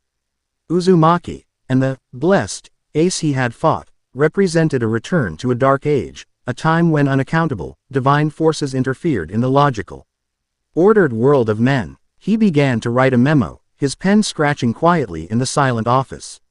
It was not an official report, but a private summary for a select few influential figures in the intelligence community and the nobility, men who shared his deep-seated fear of the unknown and his ambition to control the empire's destiny. It is no longer a question of if other were LDLY forces are intervening in this conflict, but to what end, he wrote. While the Legadonian angel was an enemy, its nature is clear. The entity known as Uzumaki, however, remains a dangerous enigma. His power is demonstrably greater. His motives are opaque, and his allegiance is sworn to no one but his own inscrutable conscience. We are harboring a power that we do not understand and cannot control. It is my firm belief that he represents a far greater threat to the long-term stability and sovereignty of the imperial state than the entire Republican army. He was planting a seed of suspicion that, with careful cultivation, would grow into a tree of paranoia, strangling Ryurugan's pet project before it could take root. The nightmares started a week after their return to their new base of operations on the Rhine. Naruto dreamed not of Madara or Kagaya, but of the empty eyes of the Legadonian pilot. He dreamed of the industrial slaughter of the trenches, of the faces of the young men in Strongpoint K7. Of the horrific sound the Recentrican made as it erased a human life from the world. He would wake up in a cold sweat, the silence of his room feeling heavier than any explosion. He had killed before. He had fought and killed shinobi in a war. But that had been different. That had been personal. A clash of wills, of ideals, of jutsu. This world's way of killing was anonymous, detached. And it was beginning to eat at him. Unable to sleep, he sought answers. He found them, or the lack thereof, in the base's long-term military hospital. The captured ace was being kept here, in a secure ward for prisoners of war with catastrophic psychological injuries. Naruto pulled rank for the first time, his colonel's insignia granting him access to the ward. The boy was strapped loosely to a bed, staring at nothing. His name, Naruto had learned, was Ansgar. He had been a farmer's son, conscripted into the Alliance's mage corps, known for his deep piety. Naruto sat on a stool beside the bed. Ansgar didn't even seem to notice him. Naruto closed his eyes and gently reached out, not with a mind-probing jutsu, but with the barest thread of his sensory chakra, trying to feel the shape of the damage. What he found was a wasteland. The boy's mind was a shattered ruin, a landscape of burned-out synapses and disconnected memories. But there was something else, a lingering echo, a scar left on the boy's soul. Naruto focused on it, and the world dissolved. He was no longer in the hospital. He was in a cold, dark place, adrift in a void. Before him, he felt a presence, the same vast, cold, analytical consciousness from the gala. It wasn't a vision, it was a memory, Ansgar's memory, burned into his psyche. A voice, which was not a voice but a pure, conceptual thought, echoed in the void. Your nation falters, your faith is strong, your desire for vengeance is efficient. An agreement is proposed. He felt Ansgar's desperation, his grief over a fallen comrade, his fanatical desire to serve his god. You will become my instrument. You will be granted a fragment of my power. You will become a miracle. In return, you will purge the unbeliever. You will eliminate the heretical empire. This is a logical and mutually beneficial transaction. Do you accept the terms? He felt Ansgar's ecstatic, cheerful acceptance. He felt the searing, agonizing flood of power, a force too great for a mortal mind to contain. Burning away everything that made him him, leaving only faith, rage, and purpose. Naruto pulled back, gasping, his hand flying to his head. He was back in the sterile white room. The smell of antiseptic sharp in his nostrils. His heart was hammering. It was just as he'd feared. Being X wasn't a god of salvation. It was a cosmic loan shark. It offered power, but the price was the borrower's very soul. It didn't inspire its followers, it used them as disposable tools. And Naruto, by destroying one of its tools, had drawn its undivided attention. Tanya von Daegu. Rechaf found Naruto in one of the base's Spartan training rooms. He was going through a series of kata, his movements fluid and precise. He was not training for power, she realized. He was training for control. He was centering himself. She stood in the doorway, watching him in silence for several minutes.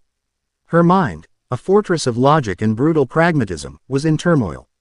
The salaryman within her, the part that had guided her through 2 lives, was screaming that Naruto Uzumaki was an error in the system, a bug in the code of reality that threatened all of her carefully laid plans.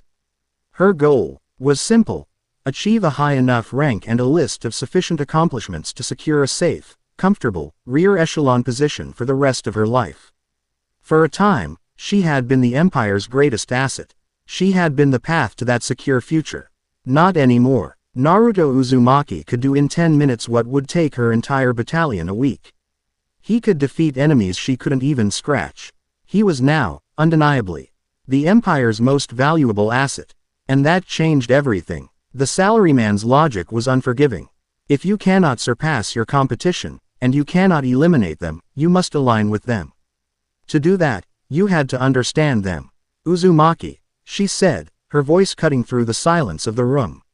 He stopped, finishing his kata before turning to face her. He was calm, his breathing even. But she could see a new, weary weight in his eyes. "We need to talk," she stated, walking into the center of the room. It was not a request. He simply nodded. "Strongpoint K7, she began. Getting straight to the point. "Your actions were illogical. You risked the entire operation, your life, and the lives of your comrades on the naive assumption that the enemy would surrender." "Why?" "Because they were just kids," Naruto answered simply. "And they were scared. I knew if I gave them a choice, a way out that wasn't dying, they would take it. It was less of a risk than starting a bloodbath." "War is a bloodbath," Tanya countered, her voice sharp. "The objective is to make the other side bleed more than you do, as efficiently as possible, until they can no longer fight. Your sentimentality is a liability." "Is it?" Naruto challenged. "We took a fortress and 800 prisoners without losing a single soldier. How is that a liability? How many Imperial soldiers have died trying to take fortresses your way?" She hated that he had a point. It was an illogical, emotional argument that was backed up by undeniable, empirical results. It was infuriating. "And the pilot in the north?" she pressed, changing tactics. "The blessed ace. I saw your face after the battle. You looked at him with pity. He was an enemy zealot who would have gladly slaughtered us all." "Why would you pity him?" "Because he wasn't in control," Naruto said, his voice dropping. "He was being used. He was just a tool, and when he broke, the one using him threw him away. No one deserves that." Tanya stared at him, truly trying to comprehend his mindset. "You seem to operate under the delusion that there is a moral component to warfare. There is not. There is only victory or defeat. The state's survival is the only morality that matters. We are soldiers of the Empire. We are cogs in a machine that ensures the survival of our fatherland. That is our purpose. My purpose is to protect people," Naruto said, his voice firm, his gaze unwavering. "Not flags. Not ideas. People. And if protecting them means I have to break a few of your machine's cogs, I'll do it. I thought if I could just be strong enough, I could protect everyone, stop the fighting. But this place, this war, it's built to make people hate each other, to make them kill strangers for reasons they don't even understand. You're right. I can't stop the whole war. Not like this. But I can still choose to save the person in front of me." It was the core of their philosophies, laid bare on the cold floor of the training room. Her cold, top-down logic of the state versus his messy, bottom-up humanism. They were utterly incompatible. They stood in silence for a long moment. Tanya could find no logical flaw in his last statement. She could not refute his results. She could not deny his power. And for the first time, she was beginning to understand that his sentimentality wasn't a bug. It was the core of his operating system. It was the source of his strength.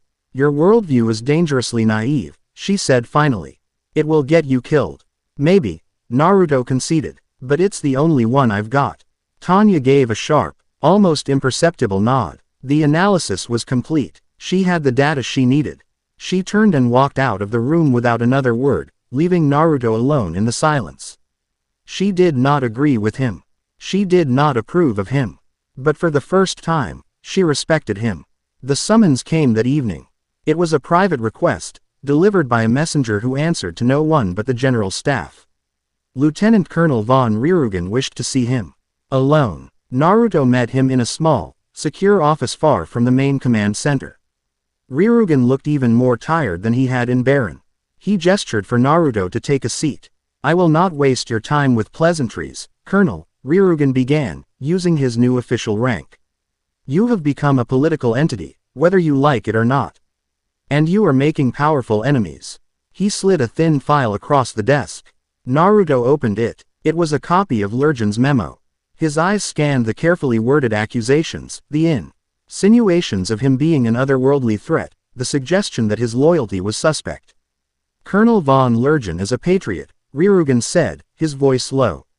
But his patriotism is tied to a specific vision of the empire, one that is ordered, rigid, and free of unpredictable elements like yourself. He is convincing people that you are a greater threat than the Republic. And your victory against the blessed Ace has only given him more ammunition. Ryugen leaned forward, his hands clasped on the desk, his gaze intense. I have protected you thus far. I have staked my own reputation on the belief that you are an asset, not a threat. But I am fighting shadows. I cannot defend you effectively if I do not know what, precisely, I am defending. I am asking you, not as a superior officer, but as a man trying to keep his country from consuming itself, for the truth. What are you? Where do you come from? Naruto looked at the weary, honorable man before him. He saw no trap, no political maneuvering. He saw a man walking a tightrope, trying to do the right thing in an impossible situation. He deserved more than a partial answer. The truth is going to be hard to believe, Naruto began. He told him everything, not the fine details of jutsus or tailed beasts, but the broad strokes. He spoke of a different world, of nations of shinobi instead of soldiers. He spoke of a great war, of a cycle, of hatred that had almost destroyed his home. He explained that his power, chakra, was not magic, but the life energy that resided in all living things, an art of connection that had been twisted into an art of war. He left nothing out. When he finished, the room was silent. Ryugen sat motionless, his face pale, his mind clearly struggling to process the sheer, paradigm-shattering scale of what he had just been told. Any other man would have called him a liar or a lunatic. Ryugen, after a long, heavy silence, simply nodded. It would explain, he said softly, why our science cannot measure you. Why their God cannot touch you. He looked up, and his eyes were clear, a decision made. Your origins are irrelevant. What matters is what you said to me in Baron. You want to end this war. So do I. He stood and extended a hand across the desk. I cannot offer you the full protection of the general staff. Lurgen's influence is growing. But I can offer you my personal alliance. I will do what I can to shield you from the political games in the capital. I will ensure you have the resources you need. In return, you will continue to fight, not for the glory of the empire, but for the peace you spoke of. You will be my sword, and I will be your shield. Naruto stood and took the colonel's hand. The grip was firm, steady. You have a deal, Ryugen. In that quiet office, far from the front lines and the whispers of the capital. A pact was sealed, an alliance between a weary imperial strategist and a warrior from another world. It was a fragile shield against the storm of war, political intrigue, and the growing malevolent attention of an angry god. Chapter 6 End. Chapter 7. The Dacia Gambit. The illusion of peace, fragile as it was, shattered not with the roar of a cannon, but The frantic clatter of a telegraph machine. The Grand Duchy of Dacia had declared war. In the grand strategy rooms of Baron, the announcement was met not with alarm, but with a kind of predatory glee. The Grand Duchy was a backward, agrarian nation, a relic of a bygone era, fueled by a fervent, almost suicidal nationalism. Their army was a joke, a poorly trained, poorly equipped conscript horde numbering in the millions. They had no meaningful air power, their artillery was antiquated, and their military doctrine was a century out of date. They had watched the empire bleed on two fronts and, in a monumental act of strategic idiocy, had mistaken focused effort for weakness. For the empire's high command, this was not a new threat. It was a gift. It was an opportunity to deliver a message of such unrestrained terror that it would echo in the halls of every government from the Republic to the Allied Kingdom. The plan, codenamed Operation Jaws, was brutally simple. The Imperial Army would cede the border territories, pulling back their main forces and allowing the vast Dacian army to march deep into the empire. They would be funneled into a wide, open basin of farmland, a pre-prepared kill zone. Once the bulk of their army was inside this trap, the jaws would snap shut. The combined artillery of 3 army corps and the empire's entire southern mage contingent would open fire. The goal was not to defeat the Dacian army. The goal was to erase it from the face of the earth. It was to be a demonstration of industrial slaughter on a scale the modern world had never seen. The 203rd Aerial Mage Battalion, now bearing the informal but widely used moniker of the Rosin Battalion, was deployed to the southern front. They were assigned to the central sector of the kill zone. Their task was to act as aerial artillery, to rain death upon the trapped masses when the order was given. As their transport flew them towards the designated coordinates, the mood was funereal. The mages of the 203rd were veterans. They had killed, and they had seen death. But this was different. There was no honor in this, no challenge. It was pest control on a massive scale. They were being ordered to participate in an execution. Naruto stood in the open ramp of the airship, the wind whipping his hair, his sage's coat, a gift from a grateful Ryugen, a replacement for his tattered jacket, flapping behind him. Below him, the Dacian army was a sight to behold. It was less an army and more a river of humanity, a vast, crawling carpet of men that stretched from horizon to horizon. They marched with banners flying, singing patriotic songs, a tide of fervent, ignorant souls marching happily to their own oblivion. He could see that many of them carried farming implements instead of rifles. They were a nation emptying itself out onto the field of slaughter. His enhanced senses felt their collective spirit. It wasn't the hardened, disciplined energy of the imperial soldiers or the desperate fanaticism of the northern ace. It was a fragile, brittle thing, a mixture of patriotic fervor, youthful bravado, and a deep, gnawing terror that none of them dared to admit. It made him feel physically ill. It's a beautiful day for a massacre, wouldn't you say, Colonel? Tanya's voice was dry and devoid of emotion. She hovered beside him, her small form a stark contrast to the immense drama unfolding below. You can't be okay with this, Naruto said, not looking at her. His voice was low, dangerous. My feelings are irrelevant, she stated. The Dacian state has made a fatal error. The Imperial state is going to correct that error in a manner that ensures no one else is foolish enough to repeat it. It is a logical, if brutal, application of national policy. They're not a fatal error, or a national policy. Naruto shot back, turning to face her, his blue eyes blazing. They're people, and we're about to murder them for the crime of being led by fools. That is the nature of war, Tanya said, her own eyes narrowing. The sheep are led by fools to be slaughtered by wolves. Today, we are the wolves. It is our duty. No, Naruto said, his voice dropping to a whisper. No, it's not. An amplified voice crackled across the Imperial comms channel, the voice of General von Terrain, commander of the Southern Front. All units, the Dacian vanguard has crossed the final waypoint. They are fully within the designated zone. Operation Jaws is a go. Commence firing on my mark. The sky began to glitter as thousands of mages across a 50-mile front began to shape their spells. On the ground, the crews of 1,000 cannons loaded their shells. The air itself seemed to hold its breath, pregnant with the impending violence. Tanya turned away from Naruto. 203rd, you have your orders. Prepare wide area fragmentation formulae. Target the center of the enemy mass. Yes, ma'am, came the disciplined, if subdued, replies from her battalion. Naruto, don't do this, Visha's voice pleaded over their private channel. She hovered nearby, her face pale with dread. You can't fight the whole army. He looked at the sea of unsuspecting men below, then at the sky full of mages preparing to unmake them. He remembered his promise to Ryugen, to fight for peace. He remembered the faces of the children in the park in Baron. He remembered the endless list of names on the war memorial. He remembered his own promise, made over a friend's grave so long ago, to break the cycle of hatred. I won't be a part of it, Naruto said, his voice now calm and clear. He switched his comms to the open, battalion-wide channel. Major von de Gurekaf, I am refusing your order. The statement fell into the tense silence with the force of a physical blow. The mages of the 203rd froze, their spell-crafting faltering. Tanya spun around, her face a mask of disbelief and fury. What did you just say, Colonel?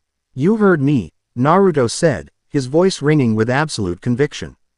I will not participate in a massacre. This isn't a battle, it's murder, and I will not stand by and watch it happen. You are a soldier of the Empire. She shrieked, her voice cracking with rage. You will obey your commanding officer. This is treason. Quote, then I guess I'm a traitor, Naruto said softly. General Von Turin's voice thundered again. All units, fire on my mark. 3, 2, Naruto didn't wait for one. He brought his hands together in the one seal he had promised himself he would never use again unless the world was ending. Taju Kage Bunshin no Jutsu. The sky ripped open. It was not the appearance of a few dozen clones, or even a few hundred. It was a population explosion. From the single point where Naruto hovered, thousands upon thousands of shadow clones erupted into existence. They poured out of him like water from a burst dam, a cascading, silent, orange and black waterfall of men. The sky, which had been empty moments before, was now blotted out by his army. The 203rd stared, air minds unable to process the scale of what they were seeing. Tanya's mouth hung open, a half-formed curse dying on her lips. On the ground, the Dacian soldiers looked up from their marching songs, their jaws going slack with a terror that was beyond anything they could have imagined. An army had just materialized in the sky above them. General Von Turin's countdown was lost in a roar of static as Naruto's clones, acting with a single will, unleashed a wave of chakra that momentarily jammed every Imperial communication device in the sector. What are you doing? Visha cried out, her voice a thin thread in the sudden silence. Keeping a promise, Naruto said. Then his army descended. They did not descend with spells and bullets. They descended like a storm. The front ranks of clones high the ground and immediately slammed their palms onto the earth. Doden. Doryuheiki. A massive, continuous wall of rock and earth erupted from the ground, 100 feet high, stretching for miles, physically halting the forward momentum of the entire Dacian army. The marching horde piled into itself in a state of mass confusion. Other squads of clones flew through the Dacian ranks, not attacking, but disabling. They moved in blurs, their only weapons their hands and feet. Rifles were snapped in half, ammunition wagons were overturned, command tents were collapsed. It was a mission of systematic, non-lethal disarmament on a breathtaking scale. From the air, more clones were unleashing wind jutsus. Not the sharp, cutting blades of a true offensive, but massive, powerful gales. Futon. Daitapa. Great breakthroughs of wind, on a scale that created localized hurricanes, rolled through the Dacian army, bowling over entire regiments, sowing chaos and panic without shedding a drop of blood. The Imperial forces could only watch in stunned silence. Their perfect kill zone had been turned into a circus of nonviolent pandemonium.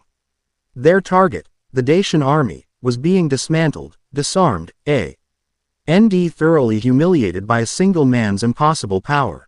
In the midst of the controlled chaos, the original Naruto began to fall. He wasn't falling helplessly, he was descending with purpose. As he fell, a new power ignited within him. A brilliant, golden chakra cloak erupted around him, forming into the familiar shape of his six paths sage mode. The black truth-seeking orbs materialized behind him, and the Tomo pattern blazed on the back of his coat. His presence, which was already immense, became something else entirely.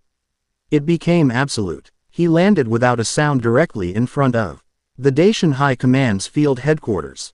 The ground did not crater. The air did not shudder. But every single person within a mile felt his arrival as a fundamental shift in the world's gravity. The Dacian generals, who had been screaming orders and trying to make sense of the chaos, stumbled out of their tent. They saw a single figure, glowing like a newborn sun, standing before them. The RMY of apparitions was still raging through their ranks, but this one, they knew, was the source.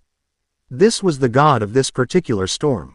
Naruto didn't speak. He didn't have to. He simply raised a hand. One of the truth-seeking orbs floated forward and gently touched the barrel of the Dacian's main command tank. The metal, the shells, the engine, all of it dissolved into dust, leaving not even ash behind. He looked at the Dacian commander-in-chief, a portly man with a terrified face and an elaborate mustache, and his voice echoed across the field, not through technology, but through chakra. Speaking their language with a fluency one of his clones had learned in the last 5 minutes. "This war is over," the voice said, not with anger, but with an incontrovertible finality. "Your men will not die today. Surrender." The Dacian commander, looking at the god being before him, at his army which had been rendered utterly impotent without a single casualty, at the tank that had ceased to exist, dropped to his knees in the mud and offered his sword. Across the entire front, the Dacian army laid down its arms. The largest invasion in the continent's history had been stopped, defeated, and captured by one man. As the last Dacian banner fell, Naruto's golden cloak faded. He stood there, just a young man in a coat, surrounded by a surrendering army. His clones vanished, the silence they left behind deafening. The war was over. He had won. It was then that the first Imperial transport landed. It was not a medical vehicle or a diplomatic envoy. It was a stark, gray prisoner transport.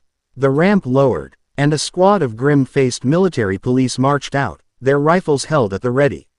They were followed by Colonel Hans von Lergen, his face a perfect mask of cold, righteous fury. The 203rd landed nearby, Tanya at their head. Her face was ashen, her mind clearly broken by the scale of what she had just witnessed. "Colonel Naruto Uzumaki," Lergen's voice was sharp and carried across the now quiet field. "By the authority of the Imperial General Staff, you are under arrest. You are charged with high treason, gross insubordination, and the unlawful usurpation of the state's authority to wage war." Visha made a move to step forward, to defend him, but Tanya put a hand on her shoulder, her grip like iron. Her face was a complex mixture of fury, awe, and a strange, grudging understanding. Naruto looked at Lergen. He looked at the military police. He looked at his own battalion. He could fight. He could defeat them all in a heartbeat.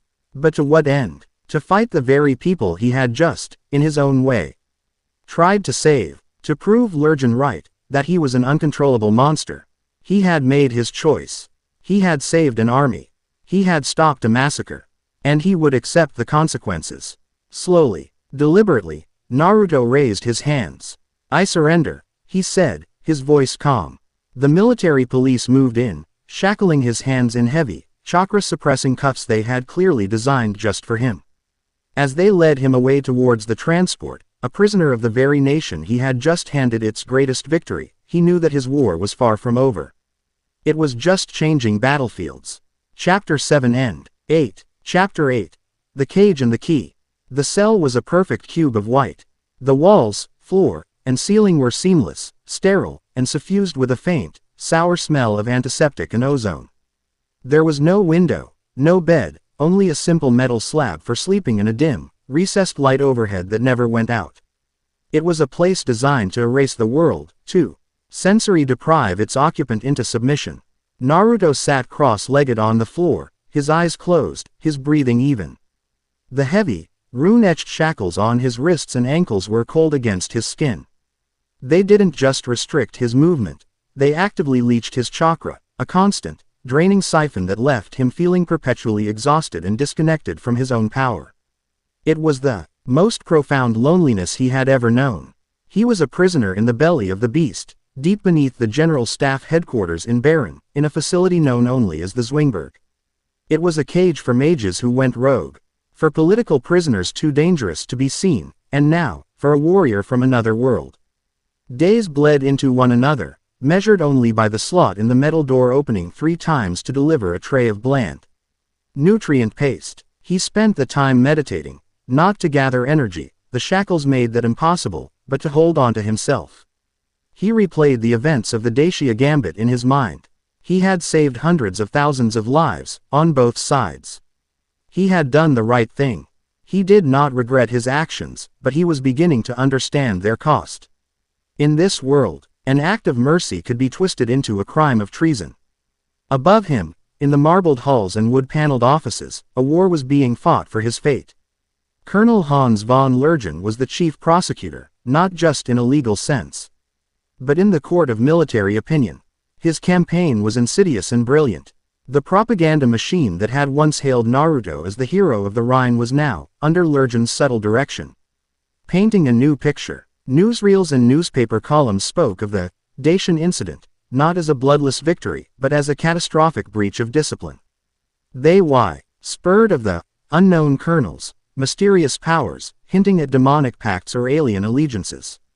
His mercy was reframed as a sinister ploy, a way to win the hearts of the Empire's enemies. Lergen was not just trying to execute a soldier. He was trying to assassinate a symbol of hope that he could not control. His primary weapon was the official inquiry. He began by systematically interrogating the members of the 203rd, seeking to build a case of a rogue commander who had either brainwashed or intimidated his subordinates into compliance. He was not prepared for the loyalty they showed. First Lieutenant Grants, a soldier who lived by the book, testified with a rigid formality. Colonel Uzumaki's orders were in direct violation of the operational directive. However, his actions resulted in the complete submission of the enemy force with 0 Imperial casualties. He also saved my life, and the lives of my entire squadron, during the Helheim Fjord engagement.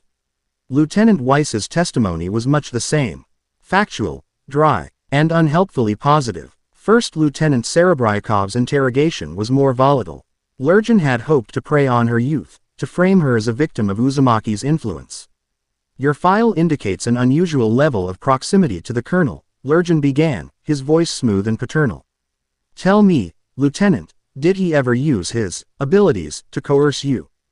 To influence your thoughts? Visha, who had been sitting rigidly in the chair opposite him, met his gaze with a fire he did not expect.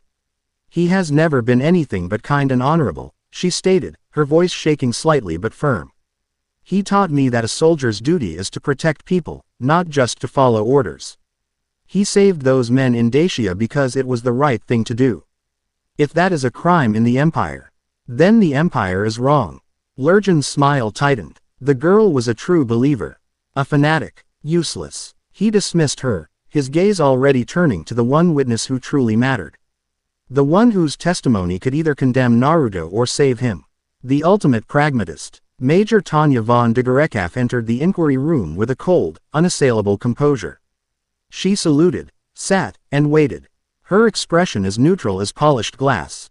Major, Lergen began, you were Colonel Uzumaki's direct superior and then his second in command.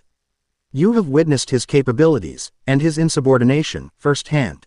In your professional opinion, is he a loyal soldier of the Empire? Tanya met his gaze without blinking. The colonel's loyalty to the abstract concept of the Empire is, in my assessment, questionable. His personal ideology frequently conflicts with established military doctrine. A flicker of triumph in Lergen's eyes. This was the start. So you would agree that he is a rogue element. A danger to the chain of command. His actions demonstrate a consistent disregard for the established chain of command. Yes, Tanya agreed coolly. Then you would conclude that he is a traitor. That his actions in the Dacia Gambit constituted treason.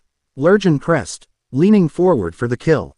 No, Tanya said, the single word cutting through the room's atmosphere. Lergen froze. Tanya continued, her voice the flat, unemotional tone of a scientist reading data. Treason implies an intent to harm the state. Colonel Uzumaki's actions, while unorthodox, have consistently and demonstrably resulted in outcomes overwhelmingly beneficial to the imperial state. At strongpoint K7, his insubordination led to the capture of a key enemy fortification at a 0% imperial casualty rate.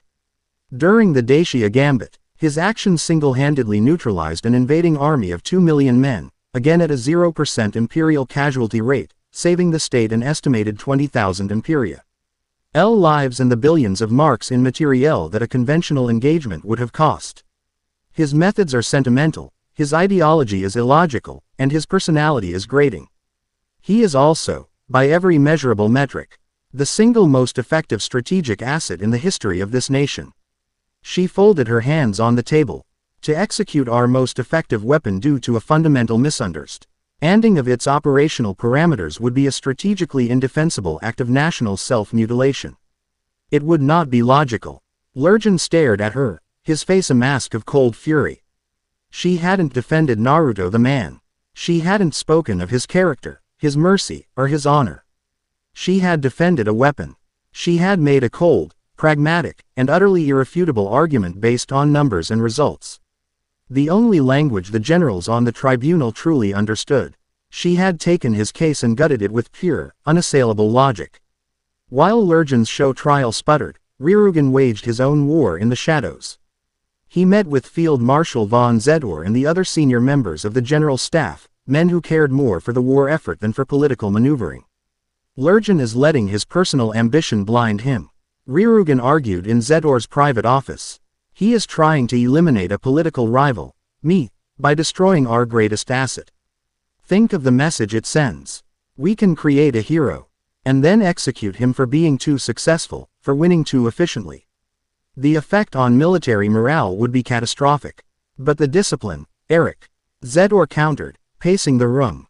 If one man can defy the entire general staff and be rewarded for it, what happens to the chain of command? What's to stop every major from running his own private war? No other major can do what he can. Ryugen insisted. He is a unique case, and he must be handled as such. He is a key that can unlock victory on the Western Front. To throw that key away in the middle of a storm would be madness. Their arguments were at a stalemate. The pragmatists, like Zedor, were swayed by Tanya's and Ryugen's logic, but the traditionalists were terrified of the precedent Naruto's actions would set. The fate of the war, and of Naruto himself, hung balanced on a knife's edge. And then, news arrived from the west. And the knife fell. It came as a single, panicked, and heavily corrupted telegram. From the command staff of the 3rd Army Corps on the Francois Republic front. Their lines had been broken. Their mage wings, annihilated. Their artillery, silenced. The message was fragmentary, almost nonsensical. It spoke not of an army, but of an angel of death, wreathed in holy light, who had descended upon them and unmade them with prayers that became explosions. More reports followed, from terrified survivors who had escaped the carnage. They all told the same impossible story. Mary Sue, the daughter of the Republican officer who had been killed in an earlier engagement with Tanya, had returned. But she was not just a mage seeking vengeance. She had been driven mad by grief and a fanatical faith, and that madness had apparently been answered. She was, they said, a living saint, a conduit for the power of God himself. She flew without a computation orb, wielded a terrifying, divine power that erased whatever it touched, and seemed impervious to their weapons. In a single, horrific afternoon, the Angel of the Republic had single-handedly destroyed an entire Imperial Army Corps. 60,000 men, gone. The news hit Baron like a physical blow. The political squabbling over Naruto suddenly seemed petty, childish. An existential threat was at their gate. The Republic had a divinely empowered super weapon. They had a god on their side. And the Empire had just locked its own god killer in a cage. The panic in the general staff was palpable. Lurgan's case was no longer just damaged, it was irrelevant. His calls for discipline and order sounded like the ramblings of a fool in the face of an impending apocalypse. The equation had been solved. They needed their monster back. The heavy metal door to Naruto's cell hissed open. He looked up from his meditation to see Lieutenant Colonel von Ryugen standing in the doorway, his face grim and etched with a profound weariness. 2 guards followed him in, carrying a large key. They unlocked the shackles on Naruto's wrists and ankles. The sudden, unrestricted flood of his own chakra back into his system was a dizzying, exhilarating rush. He felt like he could breathe again after being held underwater. He slowly got to his feet, rubbing his wrists. Am I free to go? Naruto asked. Not exactly, Ryugen said, his voice heavy. The Empire finds itself in a desperate situation. The charges against you are being dropped. Your name will be cleared. You will be reinstated, with a promotion. What's the catch? Naruto asked, knowing there was one. Ryugen's face hardened. The Republic has a new weapon. A young girl, empowered by the same entity you fought in the north. Only she is far more powerful, and far more stable. She is methodically dismantling our entire Western Front. They are calling her an angel. We need you to stop her. He slid a data file onto the metal slab.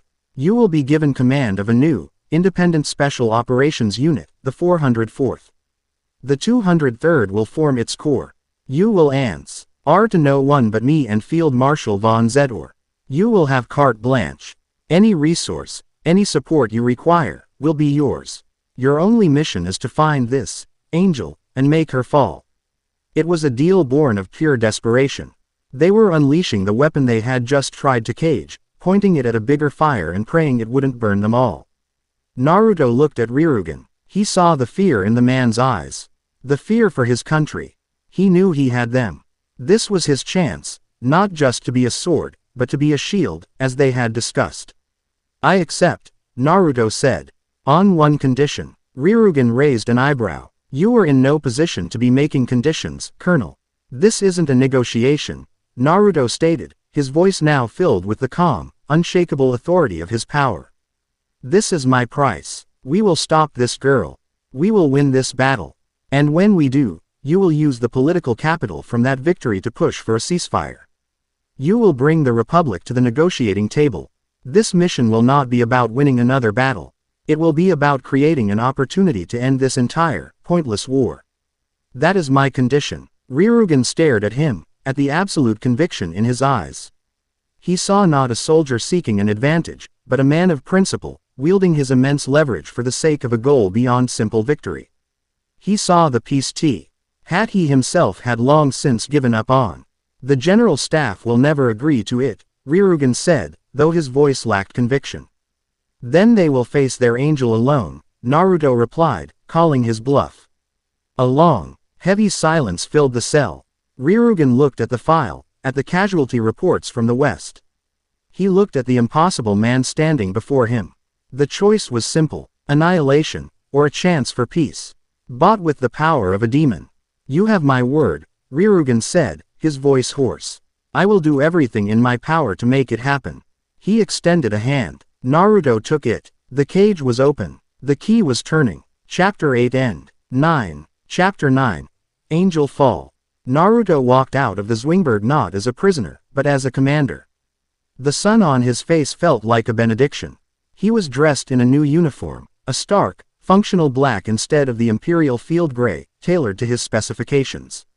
On his collar, the twin silver pips of a colonel glittered.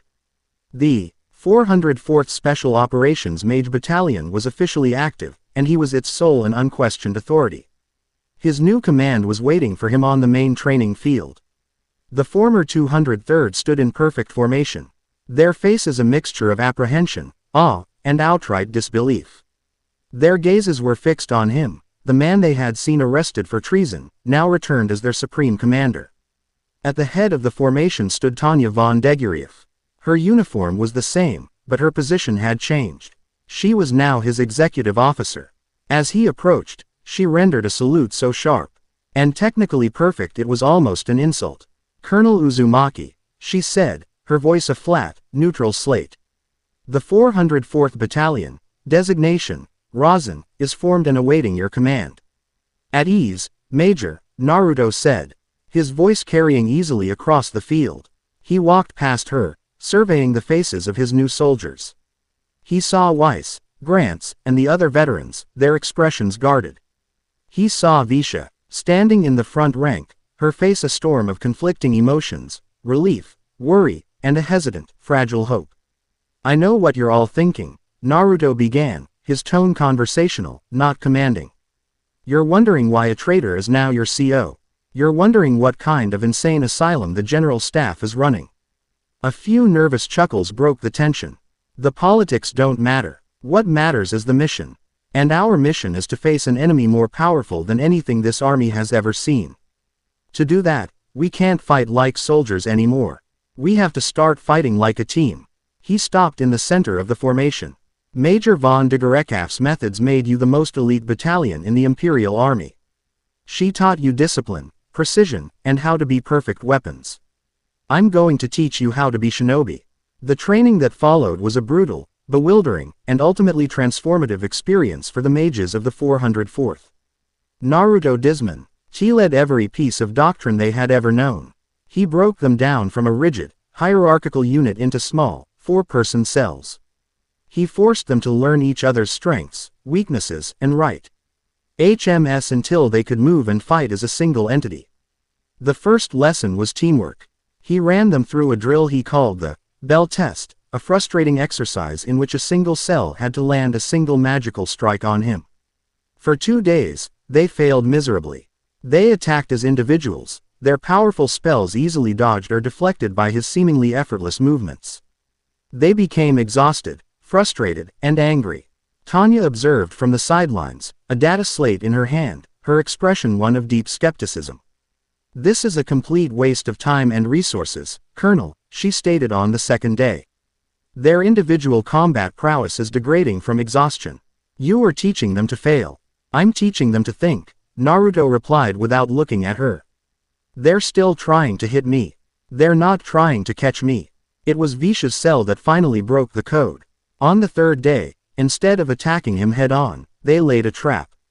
Grants created a wide, shimmering wall of defensive magic, not to block Naruto, but to channel his movement.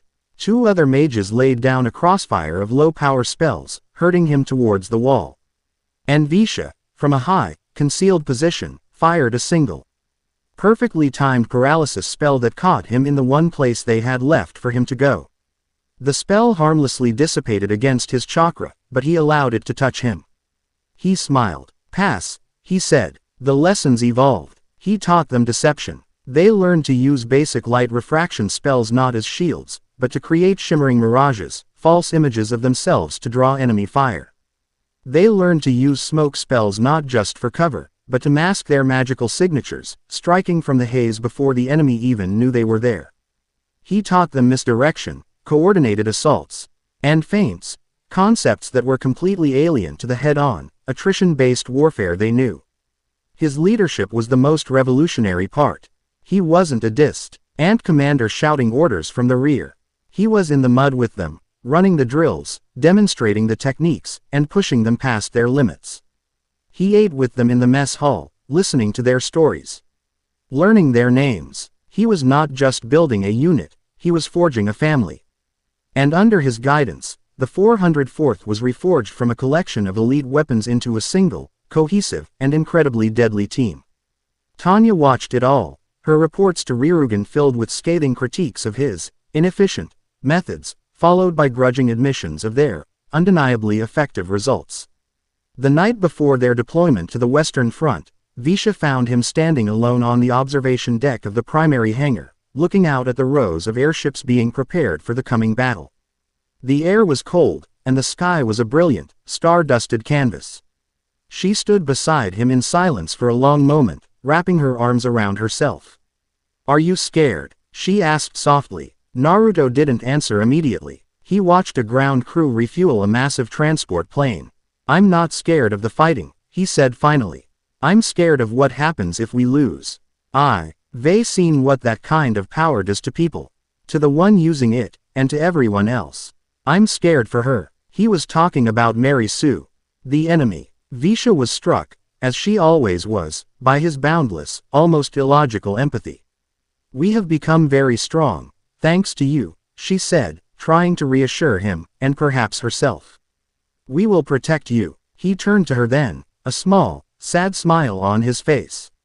"That's my line, Visha."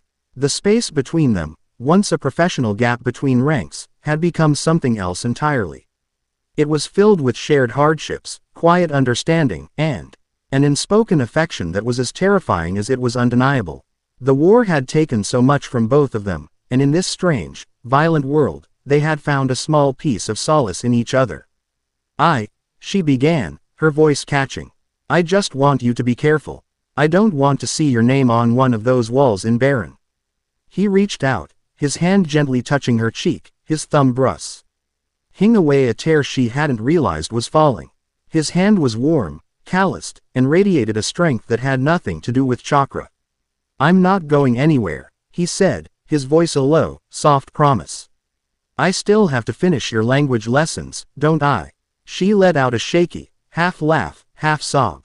He leaned in, and for a fleeting, perfect moment, his lips met hers. It wasn't a kiss of passion, but of quiet desperation. A promise of a future in a world that did its best to deny one. I will come back, he whispered against her forehead. I promise. The battlefield of the former Third Army Corps was a silent, gaping wound in the earth. The devastation was absolute. Trenches had been fused into glass. Tanks and artillery pieces were twisted into scorched, unrecognizable sculptures of metal. It was a dead land, haunted by the ghosts of 60,000 men. The 404th descended into this wasteland, the air crackling with residual divine energy. They found her waiting in the epicenter of the destruction, hovering above the shattered remains of the Imperial Command bunker. Mary Sue was no longer a girl. She was a seraph, an avenging angel of terrible beauty. A halo of pure, golden light pulsed behind her head, and vast wings of shimmering energy spread from her back. Her eyes were solid gold, burning with a righteous fury that was untempered by reason or mercy. Around her, a cadre of elite Republican mages, the self-proclaimed Angel Guard, took up defensive positions.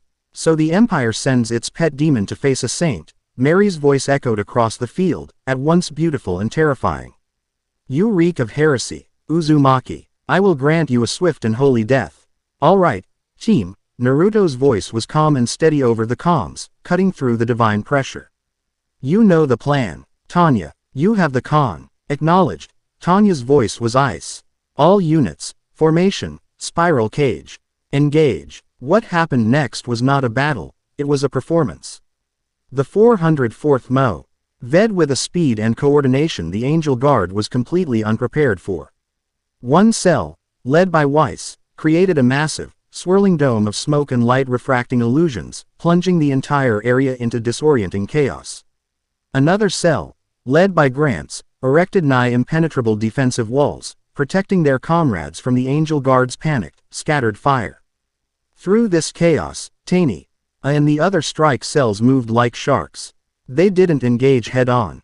They appeared from the smoke, struck a single, precise blow at a mage's computation orb, and then vanished back into the confusion before the enemy could react. It was a masterful application of shinobi tactics. The Angel Guard, who were trained for honorable, head-on duels, were dismantled and disabled one by one, their divine fury rendered useless by a strategy of pure, pragmatic deception. In less than 5 minutes, the Angel Guard was neutralized, their members either unconscious or disarmed, floating helplessly in the air. The field was clear. Mary Sue stared, her perfect, angelic face contorted in a snarl of disbelief and rage. Insects. You hide and scurry like cowards. They fought smart, Naruto said, floating before her. The last of his team having retreated to a safe distance. Now it's just you and me. I will purify you, she screamed, and unleashed her power. The sky burned. The battle was a cataclysm. Mary's power was a raw, untamed force of nature. Spears of holy light, waves of divine fire, swords of pure energy, she threw everything at him. Naruto, in response, met her divine wrath with a demonic fury of his own. The fiery, crimson chakra of the 9 tails erupted around him, forming the massive, skeletal avatar of Kurama. A fox spirit of unimaginable power and a vengeful angel tore the heavens apart. Their blows shattered mountains miles away. Their energy washed over the battlefield in waves of suffocating pressure. The soldiers of the 404th could only watch in terror and awe as 2 gods waged war in their sky. But Naruto knew he couldn't win this way. For every blow he landed, her divine power would heal her. For every ounce of chakra he spent, Being X had an infinite wellspring to replenish hers. This was a battle of attrition he would lose. He had to break the source. He saw his opening. After she unleashed a particularly devastating blast, he pushed the Kurama avatar to its limit. Charging through the residual energy, the massive chakra claws closed around her small form, holding her fast. She struggled, blasting at the crimson energy, but she was trapped. "Let me go, demon!" she shrieked. "I'm trying to help you," he shouted, his own human form appearing on the avatar's head. He reached out with his hand, not to strike, but to touch her forehead. He poured his own 6 paths energy into her, not to harm, but to connect. Their minds met. He was plunged into the storm of her soul. He felt her grief, a raw, gaping wound from her father's death. He felt her rage, a fire stoked by Republican propaganda. And he felt her faith, a desperate, drowning plea that being X had answered. He saw the cold, transactional memory of her blessing. He didn't fight it. He simply showed her the truth. He didn't show her his own memories. He showed her hers. A forgotten afternoon in a park with her father, his warm laugh as he pushed her on a swing. The pride in his eyes when she first activated a computation orb. The simple, uncomplicated love of a father for his daughter. Then he showed her what she was becoming. He showed her the faces of the terrified Imperial soldiers she had vaporized. Their final, screaming moments. He reflected her own pain back at her, the pain she was now inflicting on thousands of others. Finally, he showed her the entity she called God. He didn't show her a monster. He showed her a vast, cold, unfeeling calculator. He showed her the memory of its offer, but from an outside perspective, stripping away the divine light and revealing the cold, predatory logic beneath. It wasn't a God offering salvation. It was a parasite, feeding on her grief. "Your God doesn't love you," Naruto's thoughts echoed in her mind. "It's just using you." The divine power inside her shrieked, a psychic backlash of pure rage from being X. But it was too late. The seed of doubt had been planted in the one place its power couldn't protect, her heart. Her father's warm laugh echoed louder than the cold promises of her God.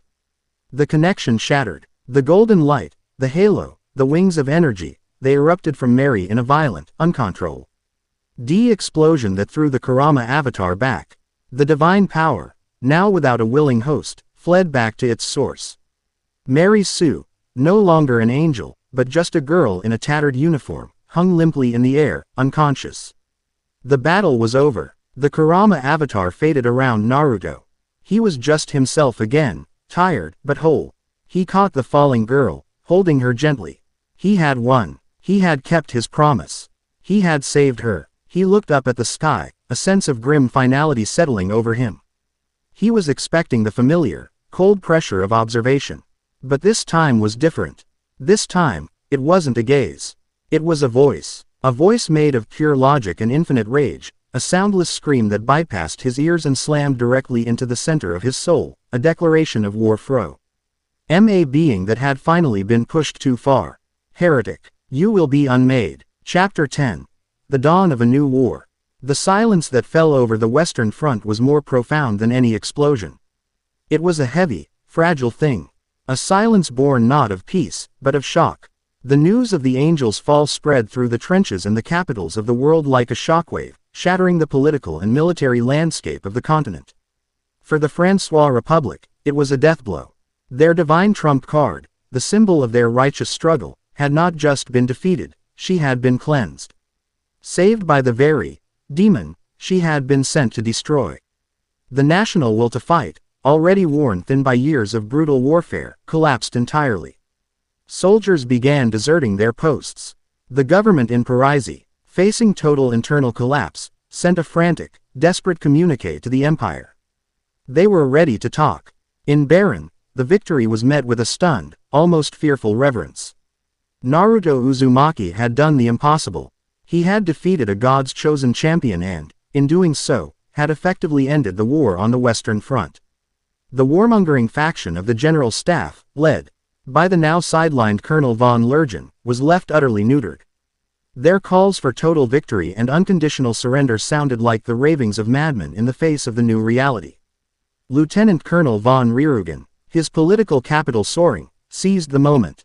Armed with his promise to Naruto and the undeniable leverage of the 404th, he and Field Marshal von Zedor strong-armed the rest of the high command.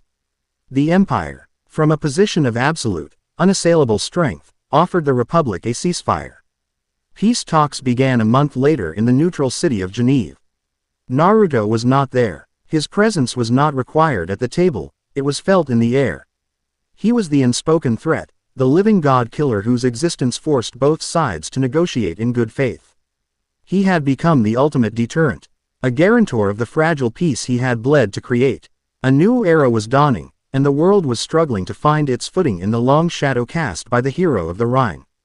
The 404th Special Operations Mage Battalion was not disbanded. They became the surgical instrument of Rürugen's new foreign policy, stationed at a state-of-the-art facility in the newly demilitarized zone. They became the Empire's official peacekeepers. They quelled border skirmishes, hunted down rogue military factions who refused to accept the ceasefire, and acted as the undisputed guardians of the new armistice. Their reputation was legendary, a whispered tale of a unit that moved like ghosts and fought with the power of a storm, led by a colonel who was said to be more than human. Major Tanya von de Gerekaf, in a move that surprised no one who knew her, thrived in this new paradigm. She became Naruto's chief of staff, his executive officer, and the ruthlessly efficient administrator of the entire 404th. While Naruto set the tone, one of de-escalation, minimal force, and the protection of life, Tanya handled the brutal logistics of making it a reality. She ran the supply lines, managed the intelligence briefings, and coordinated their deployments with a machine-like precision. She had analyzed her situation with cold pragmatism and concluded that the safest, most secure, and most influential position on the continent was to be the indispensable right hand of the most powerful being in it. Theirs was a bizarre and terrifyingly effective partnership, the bleeding heart idealist and the cold-blooded strategist.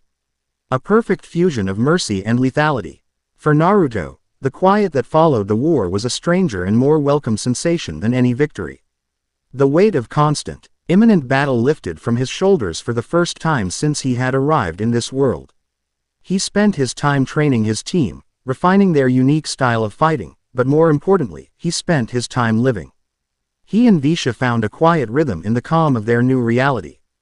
Their relationship, forged in the crucible of war, now had the space to breathe and grow. She was his anchor, his confidant, and his constant reminder of the people he had fought so hard to protect. She finished teaching him the language, their late-night lessons turning from rote memorization of military terms to shared stories of their pasts, their hopes, and their fears. One evening, he took her to the roof of their headquarters, a place that offered a panoramic view of the peaceful, rolling hills of the Rhineland. The scars of the war were still visible on the landscape, but they were fading, slowly being reclaimed by green. "Is it everything you hoped for?" she asked, her head resting on his shoulder as they watched the sun set, painting the sky in hues of orange and purple. "It's a start," he said, his arm tightening around her.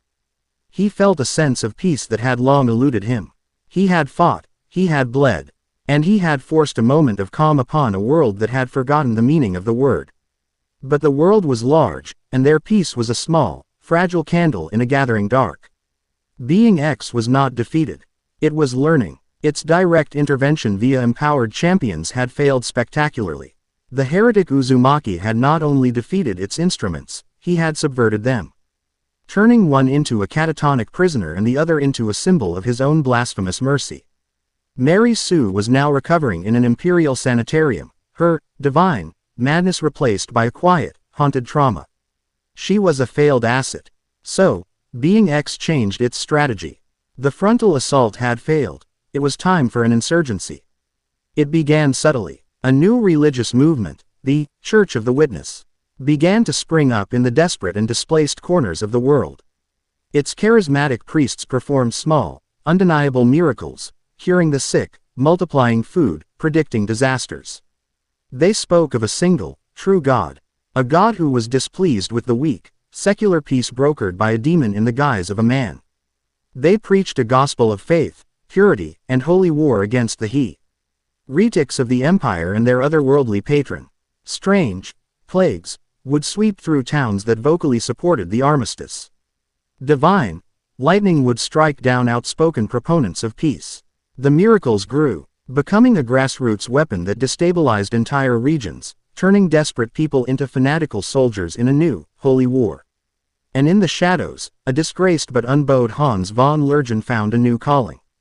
He had lost the battle for power within the empire, but he now saw a path to a much greater victory. He traveled the world, meeting in secret with the frightened, the ambitious, and the devoutly powerful of other nations. He spoke to them of the existential threat posed by Naruto, of the Empire's terrifying new weapon that could topple any government on a whim.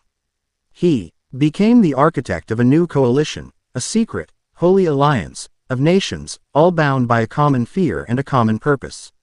And his new partners, the priests of the Church of the Witness, offered him the one thing he needed to counter the Empire's demon, the blessing of a god. Lurgen, the ultimate secularist, made a deal with the divine entity he could not see but whose power he could no longer deny. He would be the political mind. They would be the spiritual sword. Together, they would purge the world of the anomaly and restore what they saw as the proper, logical order of things. The sun had long set, and a blanket of stars was cast across the night sky. On the rooftop, Visha had fallen into a light, peaceful sleep against Naruto's shoulder. He watched her, a soft smile on his face, feeling a sense of profound contentment. This was what he had fought for. This single, perfect moment of peace. But he could not ignore the disquiet that had been growing in the corners of his soul for weeks. It was a subtle wrongness, a faint but persistent static in the flow of the world's natural energy. He closed his eyes, not entering sage mode, but simply extending his senses, feeling the pulse of the life around him. He felt the calm of the sleeping base, the quiet serenity of the recovering land. But beyond that, further than he had ever reached before, he felt it. He felt the pockets of hateful, zealous energy coalescing in towns and cities across the continent, the same sickeningly, holy, power he had felt from Ansgar and Mary, but now diffuse, spread like a cancer. He felt the tendrils of a cold, logical, and utterly malevolent consciousness subtly poisoning the hearts of men, turning their fear and desperation into weapons. The peace wasn't real, it was just a lull in the fighting. The enemy had just changed its tactics. Visha stirred, awakened by a sudden tension in his shoulders. "What is it?" she murmured, her voice thick with sleep. "Did you have a bad dream?" He looked down at her, then back up at the vast, star-filled sky. "The war isn't over, Visha," he said, his voice a low, grim whisper. "It's just changed." She sat up, her brow furrowed with confusion.